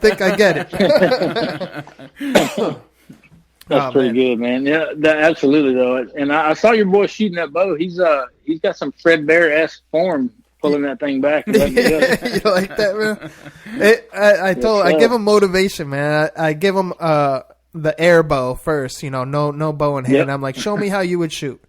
And then I correct it from there. I'm like, keep on practice. Keep on shooting. He's like, but I don't have a bow. I'm like, you don't need a bow to shoot. Keep it in your head. Imagine yourself shooting. I'm like, once you get good form, I'll get you a bow. Well, guess what? Santa Claus got him a bow. So this way, I told him that he gets the regular traditional bow first. Once you learn that, you graduate to the compound. Because he really wanted a compound first off. That's the way to go, man. Yeah, man. You get a lot of good instincts. That's the way I sort of came up doing it too. I think a lot of guys did. Is you get that little bear cub or the whatever little starter bow you get, and then you sort of work your way up. And because you get a lot of good, like I said, you get a lot of good instincts that sort of kick in even when you're compound shooting. You can adjust in the heat of the moment and kind of make keep it like archery instead of like shooting a rifle. Right, exactly. It's just awesome to see the process and the growth. But yeah, that was an awesome answer. Sure. That was an awesome answer that you look up to your daughter. I could definitely relate to that for sure. And she's got a turkey on the ground. I know. Yeah. One more turkey that we got this year, right, Trev? Shit. Yeah, she smoked him too, dude. He jumped on the decoy, beat the decoy up twice, went back into full strut, and was sort of walking sideways, and she just took his head off. That's badass. That's awesome. That's badass, awesome. man. So now that you know you're a seasoned hunter, and you've had some memorable hunts, what would be your dream hunt now, and who would you bring? Man, Dream hunt probably right now would be moose because I've never been. I've never been on a moose hunt. Now, Canada or Maine? Like out of the country, or are you staying in? Yukon? Probably Yukon, yeah. I mean, well, really, it's, I don't have to have any record. Just anything that's a big, decent looking big moose is what I would want to go after. And I'd probably take my wife. She loves to hunt and doesn't get to hunt hardly at all. Because we got 3 kids. It sounds like you guys... And 3 kids and several businesses now. There you go. It sounds like you guys have some good hunts together anyways. So if you're going to take her on a dream hunt, might as well be for moose, right? Kip, you still there? That's a little bit of a spoiler alert. Okay. I thought we lost you there for a second. Hey, dude, you there? Yeah, we're here. Can you hear us? Hold on. 2 seconds. All right. Technology. All right, I can hear you guys. Can you hear me? Yeah. We're good. Back on track. All right, dude, yeah. I got no feedback now, man. I was trying to be all sophisticated with my AirPods or whatever those things are. Nice. No feedback. That's not, always not good. to be not to be confused with Tide Pods. So. The kids nowadays fucking eat them things. Man, it's crazy. It's like grab a fucking bow or something, you know? I thought that was a joke. I thought that was a joke when somebody first told me. I mean, That's I thought what they I made thought. it up on the spot. I was like, that's the dumbest thing I ever heard. That's not even funny. And they're like, no, it's really in the paper. Like, they're really dying over this. Yeah, and I don't even know the gain out of that either, man. We used to Jeez. if we used to challenge each other, Laura, I dare you. It was more like licking a frozen pole or, jump in a creek from one end to the other, see if you can make, like, stupid shit like that. Tide Pods. I don't know. Yeah. Us was like, let's cut this wick on the M80 and put it in dog shit and fucking see how far we can get along from each other. And shit like that. Real smart stuff. Yeah, like jumping in the bull lot and seeing if you can make it to the other side. Yep. Oh man. So, what does Kip Campbell do on a day by day? It can be super, super different depending on what time of year it is. But I mean, obviously, when we're on the road, it's all hunting. Pretty much. I mean, there's still. We kind of got into a little bit with social media. It's way different than it was even 5-10 years ago with the social media. Such a must nowadays, and people want that instant gratification, sort of like likes and hits, and you got to stay current on it. And so there's some of that that takes up a lot of your time. When you're actually in deer camp, you got to make sure you get pictures of all this certain thing. And are you doing that all yourself, or you have a person do that? Well, I mean, producers, we subcontract a lot of camera guys who are awesome. We have about 4 main guys that we subcontract, and they're incredible with that stuff, and they're constantly sort of in their daily shot list. So we'll give a production list to them before we go on any trip, and it's just part of the requirement is like, here's a list of things we got to get for social media, and just make sure we get enough of it. And then we do like 2 photo shoots a year to take care of a lot of the partners, getting their products featured and having stuff for catalogs. But day to day, it could be anything from making videos, shooting commercials. I'll have, lately, I've been getting up every morning and running a couple miles, lifting weights and doing that routine. Which is, I hadn't done that in years, man, and it sucks. but it's sucking less. Man. It's sucking less every day, though, you know. Yeah, and you look good, man. I congratulate you, man. Good for you, for sure. Appreciate it, man. Yeah, it's it really sucked at first, but it's getting less and less every day. But then we'll have we'll typically have a couple meetings a week, but definitely one planning meeting every Monday that we're in town, and sit around and hash out sort of stuff that we got coming up, projects that we got coming up, and then it's just a punch list of maybe I have 10 videos to film today. Maybe we got a place we want to go scout. I mean, it could just be so different every day. I do a lot of writing for the show, so because we do a lot of our own commercials, a ton of them, and so I'll try to write some funny stuff for that on occasion. That's cool to know. I never the knew thing that. I did let slip though, from all that, you get so busy with the business side of it, and then we've actually started a couple more businesses that we're going to be announcing pretty shortly. They're going to branch off of what we're already doing. But you get so wrapped up in that. I looked up last year, and part of the reason I decided to take some time off is I was like, I'm not even shooting my bow. I used to shoot my bow every day. And I was like, man, I hadn't shot my bow in like a month. I mean, it was crazy. Damn. Life just starts flying by. You got to look up every once in a while. And so I've actually worked that into the daily regiment now as I'm good, man. That's important. Super important, man. Because nobody has an excuse. I mean, everybody can get 10 arrows or 12 arrows in every day. Yeah. I agree. And that's all it takes. Yep. And that makes a difference. It's a drastic difference, because I was really resting on my laurels as I had trained in the past, and I had gotten what I thought was pretty okay at shooting the bow, and then sort of just was coasting there for a while. But now that I've been shooting this year, every week and mostly every day, it's made such a big difference. Huge difference. Without a doubt. So nice. Yeah, man. So do you have any hidden special talents that people don't know about you want to share? Not necessarily with hunting, just anything kind of random that you're good at that people don't know? Special talents. Even if it's silly, even if it's something stupid. Try to think. Special talents. Do you play the harmonica? Are you a pianist? Like what? I do impressions. Okay. I do some impressions of some different things that people, but it's always in the heat of the moment, and I never really think it's that good, and everybody else seems to think it's okay. But what's your most popular one? We can't get a sneak peek of this. Yeah. Well, see, I knew that's where it was going. That's why I was hesitant. He said the heat in the moment. I do it. Yeah, it's got to be in the moment. You know how that is. But all right. I'll do a little Christopher Walken or a little Carl Childress, and I like old Billy Bob Thornton, man. Even his role, one of my favorite roles that the dude did. He was a little bit part in Tombstone. Oh, okay. He gained 60 pounds, and he was a Faro dealer. Yeah. The guy that was, back and forth with Wilder. I don't know. We'll do stuff like that, and you can see it on the show for sure. We do. Carl Childress is one of the most popular ones that we do sometimes. But other than that, man, I think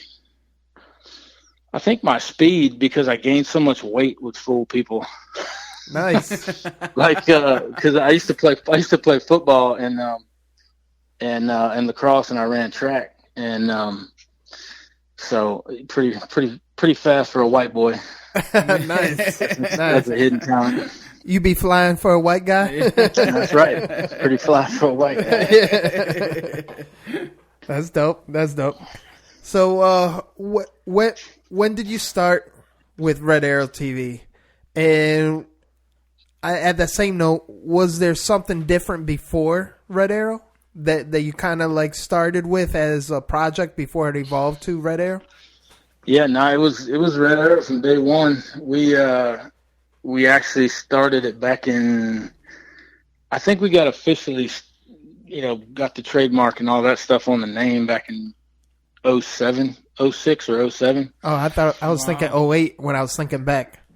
Yeah. Now 07. we got the trademark and we built the idea and we got the pilot back in 07, and then in 08 we got the spot on the Sportsman's Channel and all that. Oh, that's stuff. what it was. Yep. Yeah. So it was 08 that we were actually officially launched it, but that was a nerve-wracking time, man, because we scrounged just to get enough local kills to put together one pilot episode, and then they were like, all right, great, you're approved for 13 episodes. And we looked at each other, me and my buddy from college at the time, Chad Day, we looked at each other kind of like, how are we going to kill enough critters for 13 full episodes? So we just commenced to shooting every groundhog and every single rodent or anything that came across, or every doe, every buck, anything that we saw. And we somehow made it happen. We even went caribou hunting. We scraped up every dollar we had and bought a caribou hunt where we traded off filming and shooting and killed a couple caribou, and we squeaked that first season out. That's awesome, man. That's where the Savage you know, came out. You know what? This is a lot of subdivision murder scenes. We would go back behind people's houses and just slaughter does and carry them out on poles at night and stuff, so we didn't scare everybody in the neighborhood. That's hardcore, man. That's hardcore. You guys are so hardcore East Coast that you guys, a lot of people may not know this, but what sets your show apart from the rest is you guys hit up Sportsman Channel without any sponsors, right? It was just all you guys. Yeah, dude. It was, we did everything. We learned a lot in this industry, but it was really just from doing a lot of things backwards. Cause I didn't have any ties. I didn't work for any hunting industry company. I didn't even understand fully at the time what the hunting industry actually was. Other than I'd watched Monster Bucks videos. And, I did have a degree in communications and broadcast journalism. So we knew how to put some film together a little bit, and man, it was a pretty crazy time because we had no connections. We had no political affiliation with any big company. Like a lot of guys started working for whoever, Realtree or Hoyt or somebody, and they worked their way up and they got on camera, and then, they did their thing. And that's a hard way to come up too, starting from the bottom of something and then working your way through. But it's like we just came out of nowhere and we didn't even know what to do. We put this pilot together, and I think actually what we did was we started calling sponsors. We were just like, hey, we got this show, and they're like, what time's it on? We were like, oh, we hadn't done that part yet, but we're gonna get back to you when we get it. And they're like, yeah, call me if you're. The typical response was, call me if you're still here in 3 years and we'll talk about it. Damn. I was like, okay. I got a couple of those before. Yeah. Yeah. And see, that's the thing, man. It's not really who the best or the most talented, or it's just who's the guy that's willing to have all those doors slammed in his face and somehow, figure out a way to keep going. That ends up making it. So we just, too stubborn to quit, and at one point we got in too deep over our head. I'm like, well, we've sunk every dime we got in this, and we're in debt, and we're going to finish the race because we have no other choice.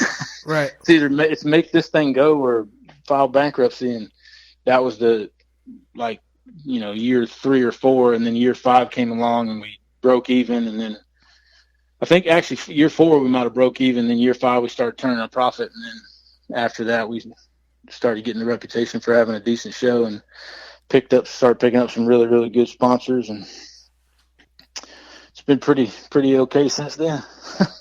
That's pretty dope, man. That's pretty dope. And now you're into your 8th, 9th season now? Oh no, we're up around 12 now. Oh hell yeah. That's awesome.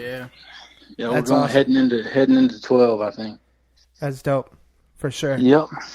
Yes, sir, man. And what do you guys aim for the show? Like, what's your main objective for Red Arrow? Just honestly, man, just to do something different, get a little bit of a different take, sort of break out of the normal. You got to say this and this sort of voice, and you have to say it the same way every time. I mean, I try to make people laugh and show people that we're trying to make hunting fun again, sort of concept. I mean, it's it's a way of life, and there are parts of it that are serious, but making hunting television, you shouldn't take yourself too seriously, and you need to get out there and have fun, and that's just what we try to do, man. Hell yeah. Making hunting great again. Right. We got to find. Do you guys know who runs that Instagram page? No, that's somebody a page? You check it out, man. It's they say some pretty scandalous, hilarious sometimes stuff, man. It's pretty funny. They take big time shots at the hunting industry and get real specific on people too.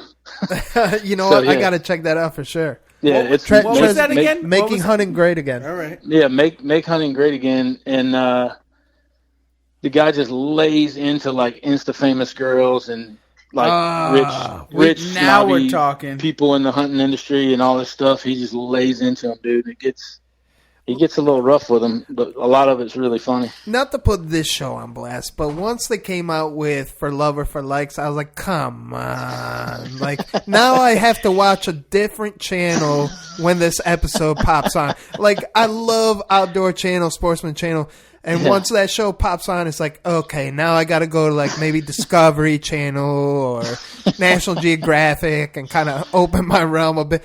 I just couldn't believe they put that show on, man. I was like, come on. Dude, I haven't ever, I've watched a couple of snippets of it, but it's one of those things where I'm sure there are some legit girls that grew up hunting in that group. I'm not trying to, but at the same time, man, that whole Insta famous, you pull out your boobs and you hold up the one duck you killed that year and you get a billion more likes than somebody that's like a veteran hunter who's been hunting all his life and he kills what is it with week. that? I don't get it. What is it with that? Well, like these it's human nature, man. It's our fallen state as men. Oh, that's a nice bird, babe. Look, it's a nice bird. people are perverts, man, and it's the bad thing about what a lot of people don't understand when they put their marketing dollars into something like that. I'm not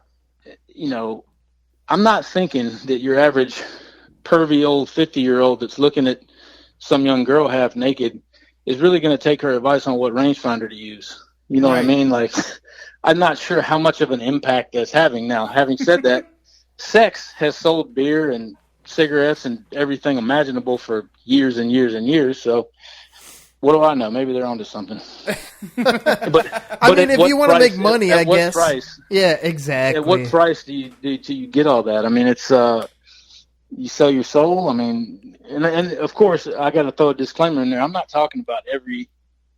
I mean, there's some hard hunting people out there that do it right, and they got Insta famous for actually, doing the hunting side of stuff and actually killing stuff and not showing off their half naked body, just to get dollars. I mean, it's basically the same thing as a stripper or a prostitute at that point. That's crazy. You know what? I tried it myself, and I didn't get good responses, man. I was wearing my bikini, and people were like, "What the hell is he doing?" Because you didn't have the banana hammock. That's gender discrimination, man. It is gender. It's crazy. I was showing my little whale tail in the back of my thongs. My jeans down. No matter how hairy and gross guys are, they got to treat us like we're just beautiful, soft women. Nothing matters anymore. There are no genders apparently. So. But there is some hard hitting women out there in this industry. Oh, without a doubt, some crazy hard hitting women out there. I'm glad you bring that up because honestly, if this has been our mission lately, Kip, is on this show we've really been focusing more on women to bring conservation numbers up. Because a perfect example of that is like, let's go down to basics on knocking on doors. Back in the day, that was more accepted.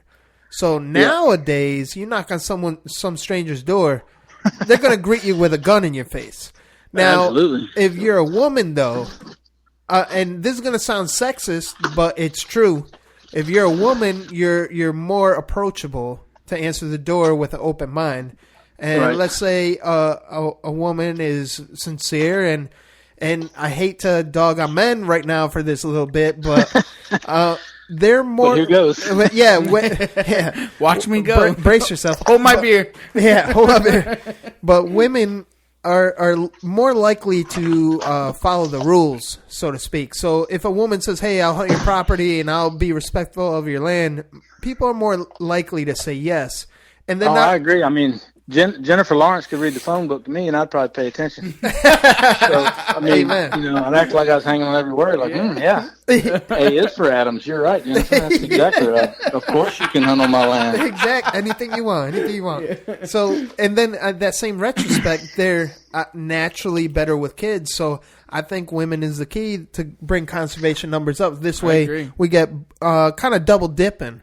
They bring the numbers up, encourage other women to get in the game, and then for all those again, all the men out there right now are mad at you because they're thinking, I get 1 day a week to go have some peace and quiet, and now they're going to try to come promote this woman hunting thing. She's going to be in the tree stand with me, talk, running her mouth. Yeah, they can hate on me, but never any peace in the tree stand anymore. It's all because of y'all's show. See, See, screwing it up for all the men out there. You They're heard just it. trying to get away with the duck blind. They just want to chew a little tobacco and fart, and now they can't even do that anymore. I'm sorry, fellas. I'm sorry, but it's true. But for the greater good. Hey, I'm just kidding, ladies. You know I love you. I'm just kidding. Totally kidding. But not really. No, but for real, he's not kidding. But if we're gonna save for the next generations, and Yeah. I mean, you got some daughters coming up too. Sure. And Well, I think it softens the blow too when people see, oh wait a minute, like Kip's wife and his kids, his female children and his son are out there all hunting together. exactly. Like maybe this isn't the big evil thing that we made it out to be. Yeah. right. And I think that can be any part, because I think a lot of times too, people have different preferences. I mean, there may be a woman that doesn't necessarily want to hunt, but she gets involved. You know what I mean? Like she'll still get involved in that part of the culture. So yeah, I think it's hugely important to either at minimum educate them about the culture, but and definitely try to get them involved in the hunting side of it. Amen. Because both my fiance and my daughter do not want any part of the killing. They won't even go to watch me kill. But when I bring it home, guess who's first in line processing that's personal preference. Yeah. Yeah. And that's truth to my wife also, is that she's not a big time killer, but she'll go out shed hunting, she'll package meat like I was saying before, I have a taxidermy business and I do euros and all that, and she's in there skinning deer heads, but she's just not into killing. It's not her thing. But Sure. I mean, there's women out there that are all about the lifestyle, but just not into the killing part of it. Right. And I respect it. I got no problem with that. I mean, everybody's different, and I respect that. And hey, you do your thing, I'll do mine. And that's the biggest thing, is just seeing things for what they are, whether it be talking about gun control or hunting laws or anything else. Like I think it's absurd that you guys they would restrict you from taking one of your kids until they're a certain age. Like the state's going to tell you that you're not allowed to hunt with your son until he's 12. I know, man. That kills is me, insanity. man. I mean, he could go watch. He just can't participate whatsoever until he's 12. He can't even call. Right. He can't even call. Even in turkey hunting.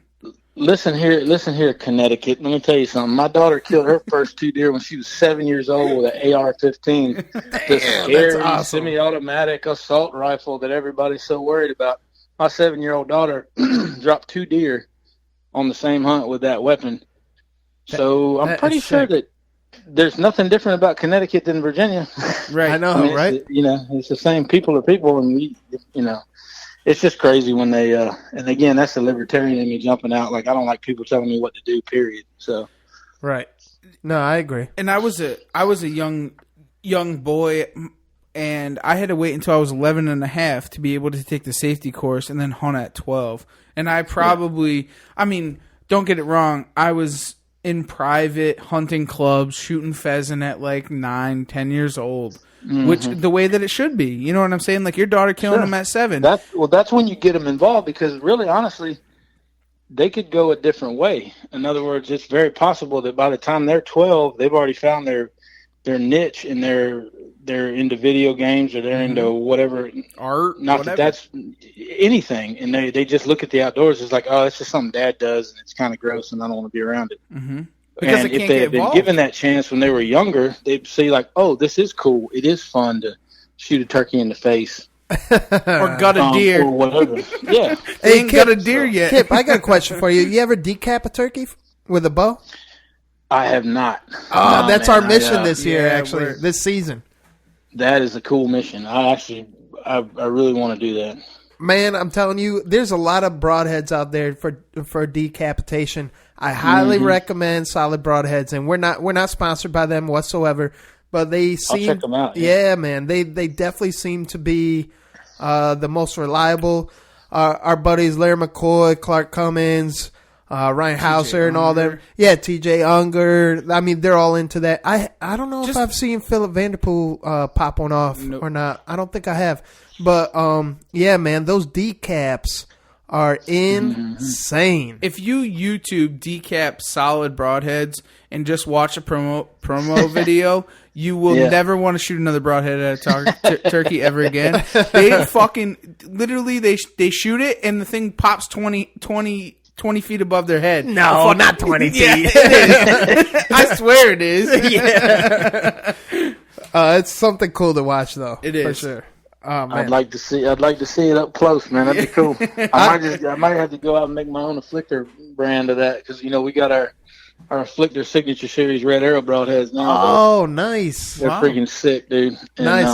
That was actually a product. That was a product of me being worried about hunting elk with expandables. Yeah. Yep. And I was like hemming and hawing about the expandable I had. I was like, yeah, it works great on deer, but I'm nervous on elk.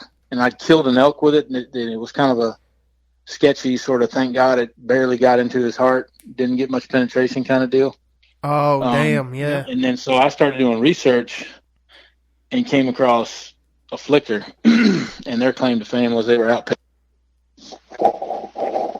You there?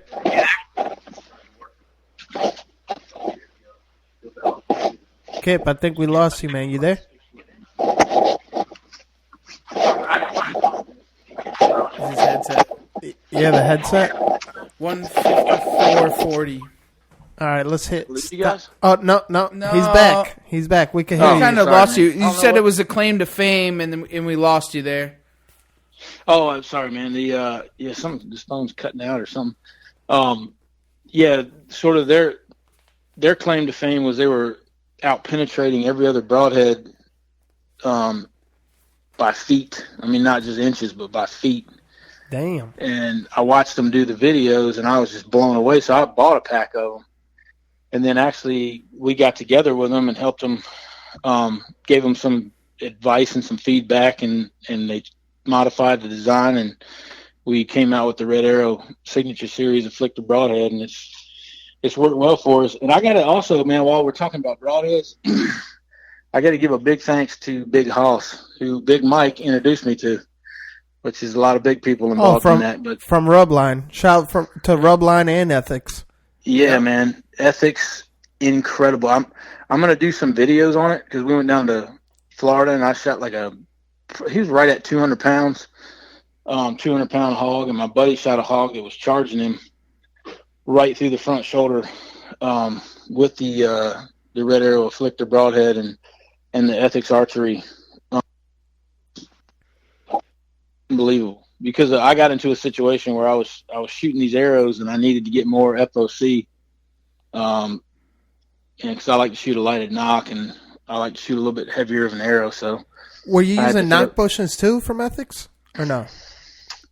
No, I've got the Loom Knocks for the micro diameter arrows. Oh, okay. They have a special collar, and so you're adding a little bit of weight, but especially for filming purposes, that laser beam going through the deer is just that's cool. dope. That's dope. It looks like a little Jedi mind trick too. But dude, oh, absolutely. And the Ethics archery inserts though hit like a freight train. That's awesome. And old Big Hoss helped me get set up with that, and it's honestly the only problem I have is like if I can't shoot any of my old targets, I got to replace them with new targets. Oh yeah, because they just bury up to the fletching every time. Yep. What weight are you at? Do you know off the top of your head for your arrow? How many grains? 545. Wow, 545 is the magic number. Yeah. Our builds right now are at 709. God, yeah. Next level. Y'all are on that next level stuff. I'm not quite there yet. I just dabble. I'm on the bunny slope of the weighted, bunnies FOC. Yeah, it's the weakest point on our arrows is the broadhead. Yeah. Right at this point now, you know what I mean? But yeah, we're killing elephants. Yeah. No. Everyone goes and as Hoss will say it, he goes, "Oh, like somebody asked me, he goes, what the fuck are you hunting, rhinos?" I said, if I want to, I can. Wouldn't you want to shoot a whitetail like that? That's right. It's nice to see the animal you're killing, and it it's most certainly a pass through, but you see the impact. It almost kind of like shoves the animal down. It's crazy looking. Dude, they hit like a freaking freight train. So I brought them on the 3D range. I'm a big time 3D shooter, and I was shooting the Hex, which is on the lighter side, and it was somewhere in the 325 range feet per second. And I brought my ethics on the 3D course last weekend, and I swear that I almost knocked over fucking like 5 targets. Yeah, without a doubt. It was the craziest shit ever. It's like punching targets, man. You I was paying attention to it just to see what would actually happen. And my friend was with me, and he shoots, and it shakes it a little bit. You shoot one of those ethics, the fucking thing looks like it got hit by an earthquake. The thing's like shaking back and forth. I'm like, all right, you sold me.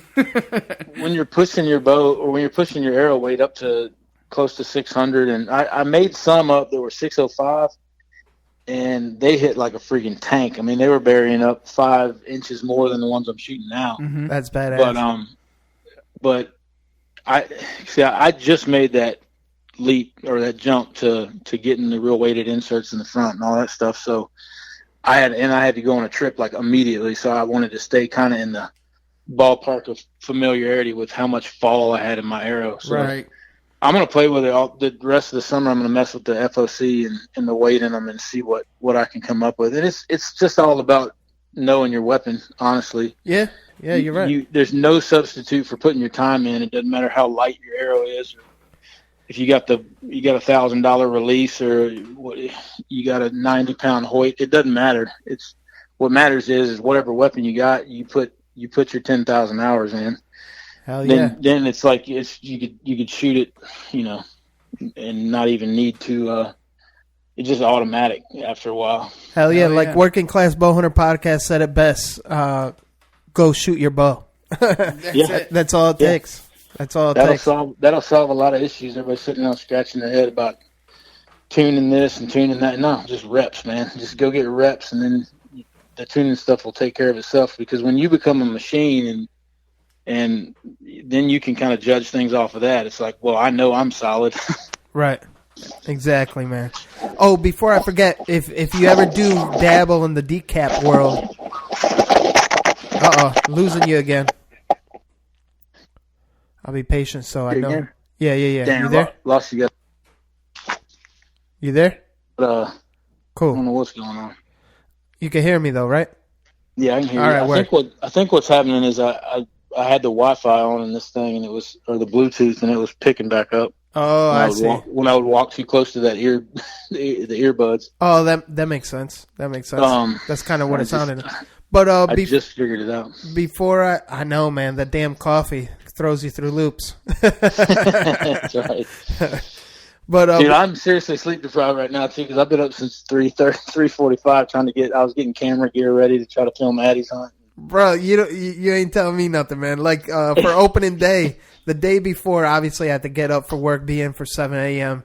And then the whole night before opening day, I had to travel an hour out to Coventry out of Waterbury and meet up with these fellas at our deer camp. It's actually about an hour, 15 minutes. And that night, my old lady gets home probably around 10 at night, and I want to eat with her, share a meal with her, and see how her day went. So after all said and done, by the time we're done spending time together, it's like, shoot, I got to leave in an hour. Why am I going to sleep? So I didn't even sleep that night. I turkey hunted all day, go to work for the rest of the shift, put in some time there. And honestly, like I was planning, I was fixing to get up this morning to go turkey hunting again locally. And my work called me in, and I was like, you know what? That's probably a godsend, because I'd probably be no good in the turkey woods this morning. Oh, dude. Yeah, and enough of that, and enough days of that, man, it wears on your system too. That was part of what got me so run down. I mean, the limes and the mono didn't help, but those 29 hours straight without stopping drives to Montana and then hunting elk all the next day, dude. You know what I mean? Like those got old pretty quick. Yeah. About 5 years of that, and then you sort of start feeling the effects of it, man. Hell yeah. Yo, before I forget, Kip, if you do run down the decap realm, my memory sucks, so that's why I want to say it, and I hate to cut you off, but if you do run down the decaps, when you run your turkey arrows with those, you definitely want to go 4 fletchings, and you want to use the feather fletchings like at least 3 inches long each. Yeah. So this way it straightens up quick. And I'm running the ethics spinning at insert. That thing is bad, dude. I can't wait to try that. That's awesome. I looked at them. And I'm running ethics internal insert, not spinning. So we did that on purpose so we could show the differences. It's just we haven't been in front of a turkey yet to show the difference. That's the only. We're 2 days in. We're 2 days in, so it's not like it's a big. I was gonna thing. say, don't get too discouraged. No. y'all don't even get started. Good I mean, our hens and our toms are still roosting close to one another. They're still grouped up, and it's gonna break. We around the 3rd week is when shit fucking goes haywire. Oh, I'm killing here. something. So. Even if it's a damn rabbit, I say I'll decap a rabbit. I don't know. I'm gonna use that decap one way or another. That's it, man. Oh man, that's crazy. They're definitely. Oh, Mr. Miyagi in there with you guys? Oh, there you go. What do you think? What segment we're at now, Kip? I don't know. I don't have my cheat sheet, man. This is ninja. Is it the tip ninja? Could it be the ninja? It is the ninja. The ninja tip of the day. Ninja tip of the day for our listeners. Anything outdoors. What good advice do you have? Anything outdoors for ninja tip of the day? This little ninja tip comes from a story that my buddy told me this year. And the ninja tip of the day is to try something others say is impossible when hunting, with safety in mind, obviously. So the story that makes me think of the ninja tip of the day is my buddy Ryan. He took his girlfriend hunting with him, deer hunting, and he said it was slow, and this coyote runs out in the field, and he's just sitting down, like looking for mice, like waiting to see if anything jumps out, and he's just kind of sitting on his haunches facing away from him. Mm-hmm. And whatever the case was, he couldn't really get a clear shot at him. He was just sitting there. And the girlfriend, who didn't know any better, goes, "Well, aren't you going to go kill it?" And he's like, "Go kill it?" And I actually can't remember if the story. Let's just pretend he was bow hunting, because that makes the story a heck of a lot cooler. Of course, I think he actually was, but the story was just so cool in and of itself. I can't remember that whether it was a gun hunt or a bow hunt. But she goes to him like, "Aren't you like?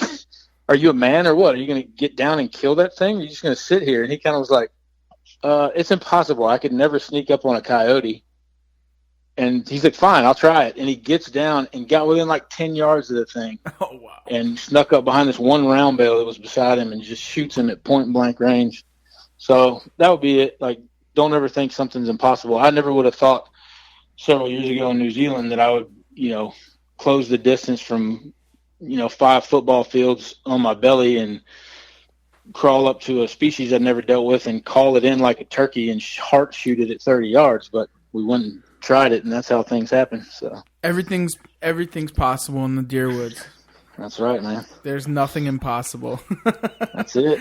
Nothing is impossible. I bet we can go through hundreds of stories back and forth on things that have happened that you're like, no, that definitely could not happen in the woods. And the worst thing that people do is they give up too soon, especially with turkeys. People do this all the time. They get impatient and they go, "Oh, well, he's hung up.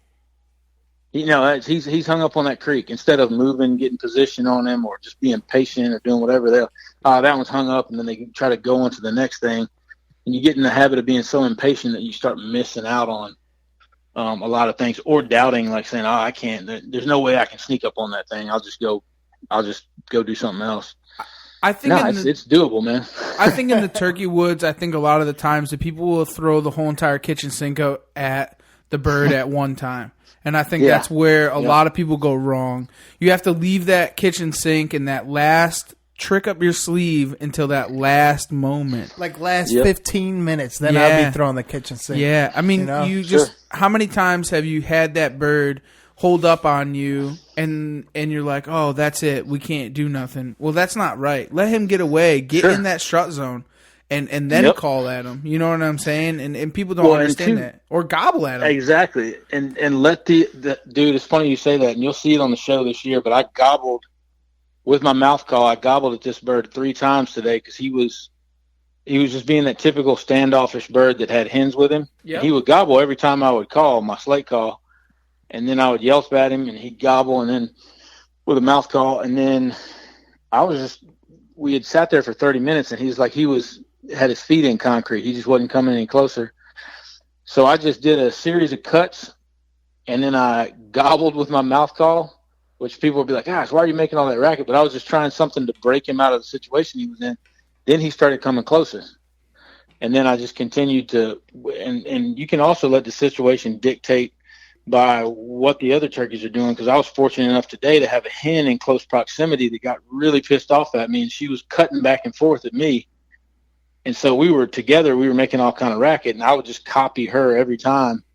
And then eventually the gobbler just couldn't take it, and he came running in. That's it. But, I love it. That's awesome. And also you got to know when to shut up too, because there's a certain time where you just ice cold and just stone silence, and that'll get their curiosity back peaked. You know, if you just keep wearing them out, it's just like a girl that's just has a morally casual attitude. There's nothing mysterious about her. You know, she's too easy. So the gobbler's not really interested in that. He's like, oh, well, she's there. She's clearly going to come over here because she keeps running her mouth. You shut up for a little while, play a little hard to get, and that tends to piss them off as well, and they come running in. That's the truth of it. I like that. And people don't like understand that. That's crazy. Yep. It's all situational, man. Sometimes you got to be loud and aggressive, and then sometimes you need to just be chill and shut up. Yeah, that's good tips, man. Yes, sir. Oh, we got some rutting activity going on. You made it to our last segment of the show, Kip. Is what rattles your antlers? What? That's like Peter Griffin. What grinds? You know what really grinds my gears? Yeah. I like that. There it is. Nobody's come up with like a priest and a rabbi walk into a bar joke in like 50 years. There it is. I knew we'd get it The out impressions. of you. I knew we'd get it out of you. That's awesome. That was good. I love it. Oh, man. But yeah, dude, I like to rattles my antlers. That's good stuff. What you got for us, man? Oh man, how do I safely navigate this particular subject matter? There's no easy way. You're on our show, so you don't even have to think about it. Just say it. I tell you what about the hunting industry, and we touched on a little bit of it, and it's actually a generational critique of really it spans all generations, but honestly, a lot of the millennials that are immersed in the social media, I feel like they're striking a blow to hunting, and not in the way you would think. Yeah, Instagram, and there's some annoying stuff that goes on there, but I've watched some young guys that we hired to run camera for us miss out on what we are supposed to be doing this all for. Like, what's this all for?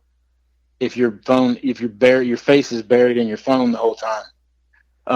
And the funny thing is, the people that complain about it the most, like the baby boomer generation, like my dad or my mom, they'll sit there and say, oh, it's just terrible. These kids are just all in their phone. And then I look up 5 minutes later and both of them are in their phone too. Like they're like, well, I'm group texting the family. I'm like, I don't care what you're doing. You're a hypocrite. and honestly, so am I, because I've been on boring hunts where I'm like, I got to play some kind of game or do something. But honestly, I think that's one thing about the hunting industry is, you know, the hunting industry, the reason I'm saying the hunting industry is because that's what I'm in, and I'm watching the camera guys, and I'm sort of critiquing myself a little bit.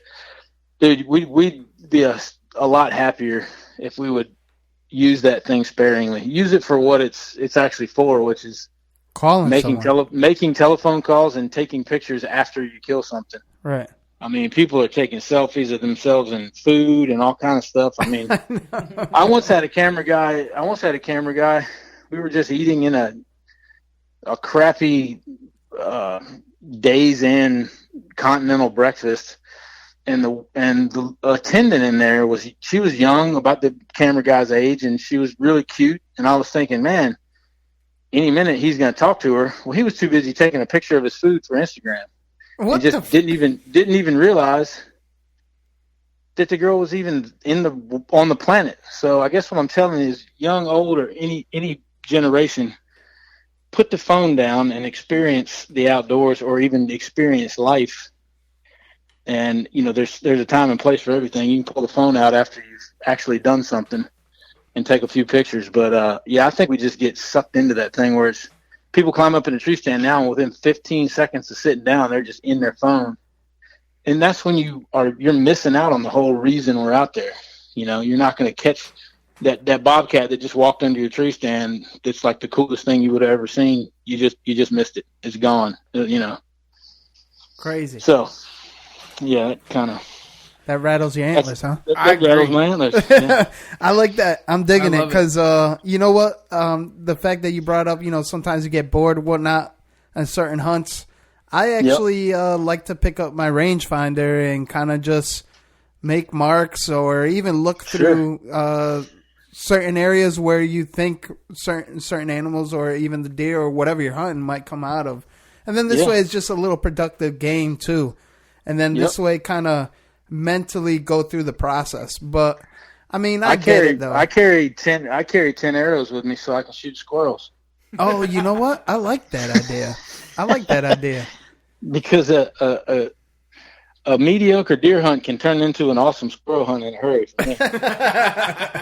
You know what? And they're good eating too, so I like that idea. I think I might start doing that. I'm taking that to the bank, man. For sure. Well, I'm coming out with a Red Arrow Series 10 arrow quiver, and then I'm going to have also a 5 arrow quiver for normal people. No, sir. Really? Oh yeah, it's in the works, man. It's in the design phase right now, so I'll be announcing that sometime soon. Yo, you come out with that, you hit us up, because I'm intrigued for sure. Oh yeah, and I've got some other products that it's too much of a spoiler to say it now, but we got some other really cool products coming down the pipe, so I'll hit you guys up for sure, man. Hell yeah. We're interested. We ain't no kiss and tells, so you could tell us after the show. Sounds good. We keep a lot of secrets. No, don't make it sound creepy now, Travis. 3 dudes talking on the phone right now. Cool, man. I want to be sensitive to your time, man. We've been on the phone for over 2 hours now, and I really appreciate you taking the time out of your day to do this. Definitely keeping the balance, which is probably the hardest part of being a killer or a hunter, is keeping that balance between family, work, and squeezing in the hunts. So what we like to do all the time is kind of end the show on a positive note. So I always like to put Trev on spot. Round of positivity. Trev, what you got? I think a round of positivity is just gaining a new friend, Kip Campbell.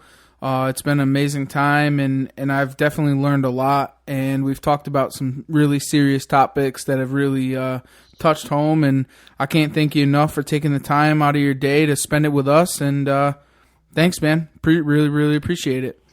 Well, yes, sir, man. I appreciate you guys telling it like it is and promoting what we're trying to promote. And not apologizing for it. That's pretty cool to see. Amen to that. Kip Campbell from Red Arrow TV. What you got? Round of positivity. Round of positivity. I think that there are far more people that are hunters that are like us than we get to see on a daily basis. The guys that don't necessarily pop up in Instagram, the real professional hunters, the legends that don't necessarily take selfies of their deer. They're out there, and they believe they have the same values and the same the hunting ethics and the love for bow hunting that we do. So I think that's just that's something that's worth believing, even if it's not true.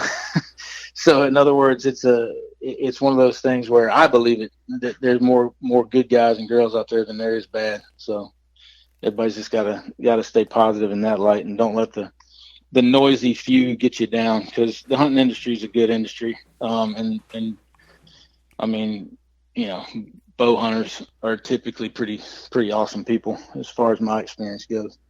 I like that, man. I really like that. And what I bring positive to the table is, of course, having Kip Campbell from Red Arrow TV on the show and shedding some light to the situation. And then Trev touching on the deer news that this is the United States of America. And what we're trying to do, our mission as a collective, including Kip, is just trying to make hunting great again, plain and simple. You know, stop segregating and teaming up because conservation numbers are down, and we need to get those numbers up, and we're all on the same team. So, that's right. On that note, stay stepping and stay slaying.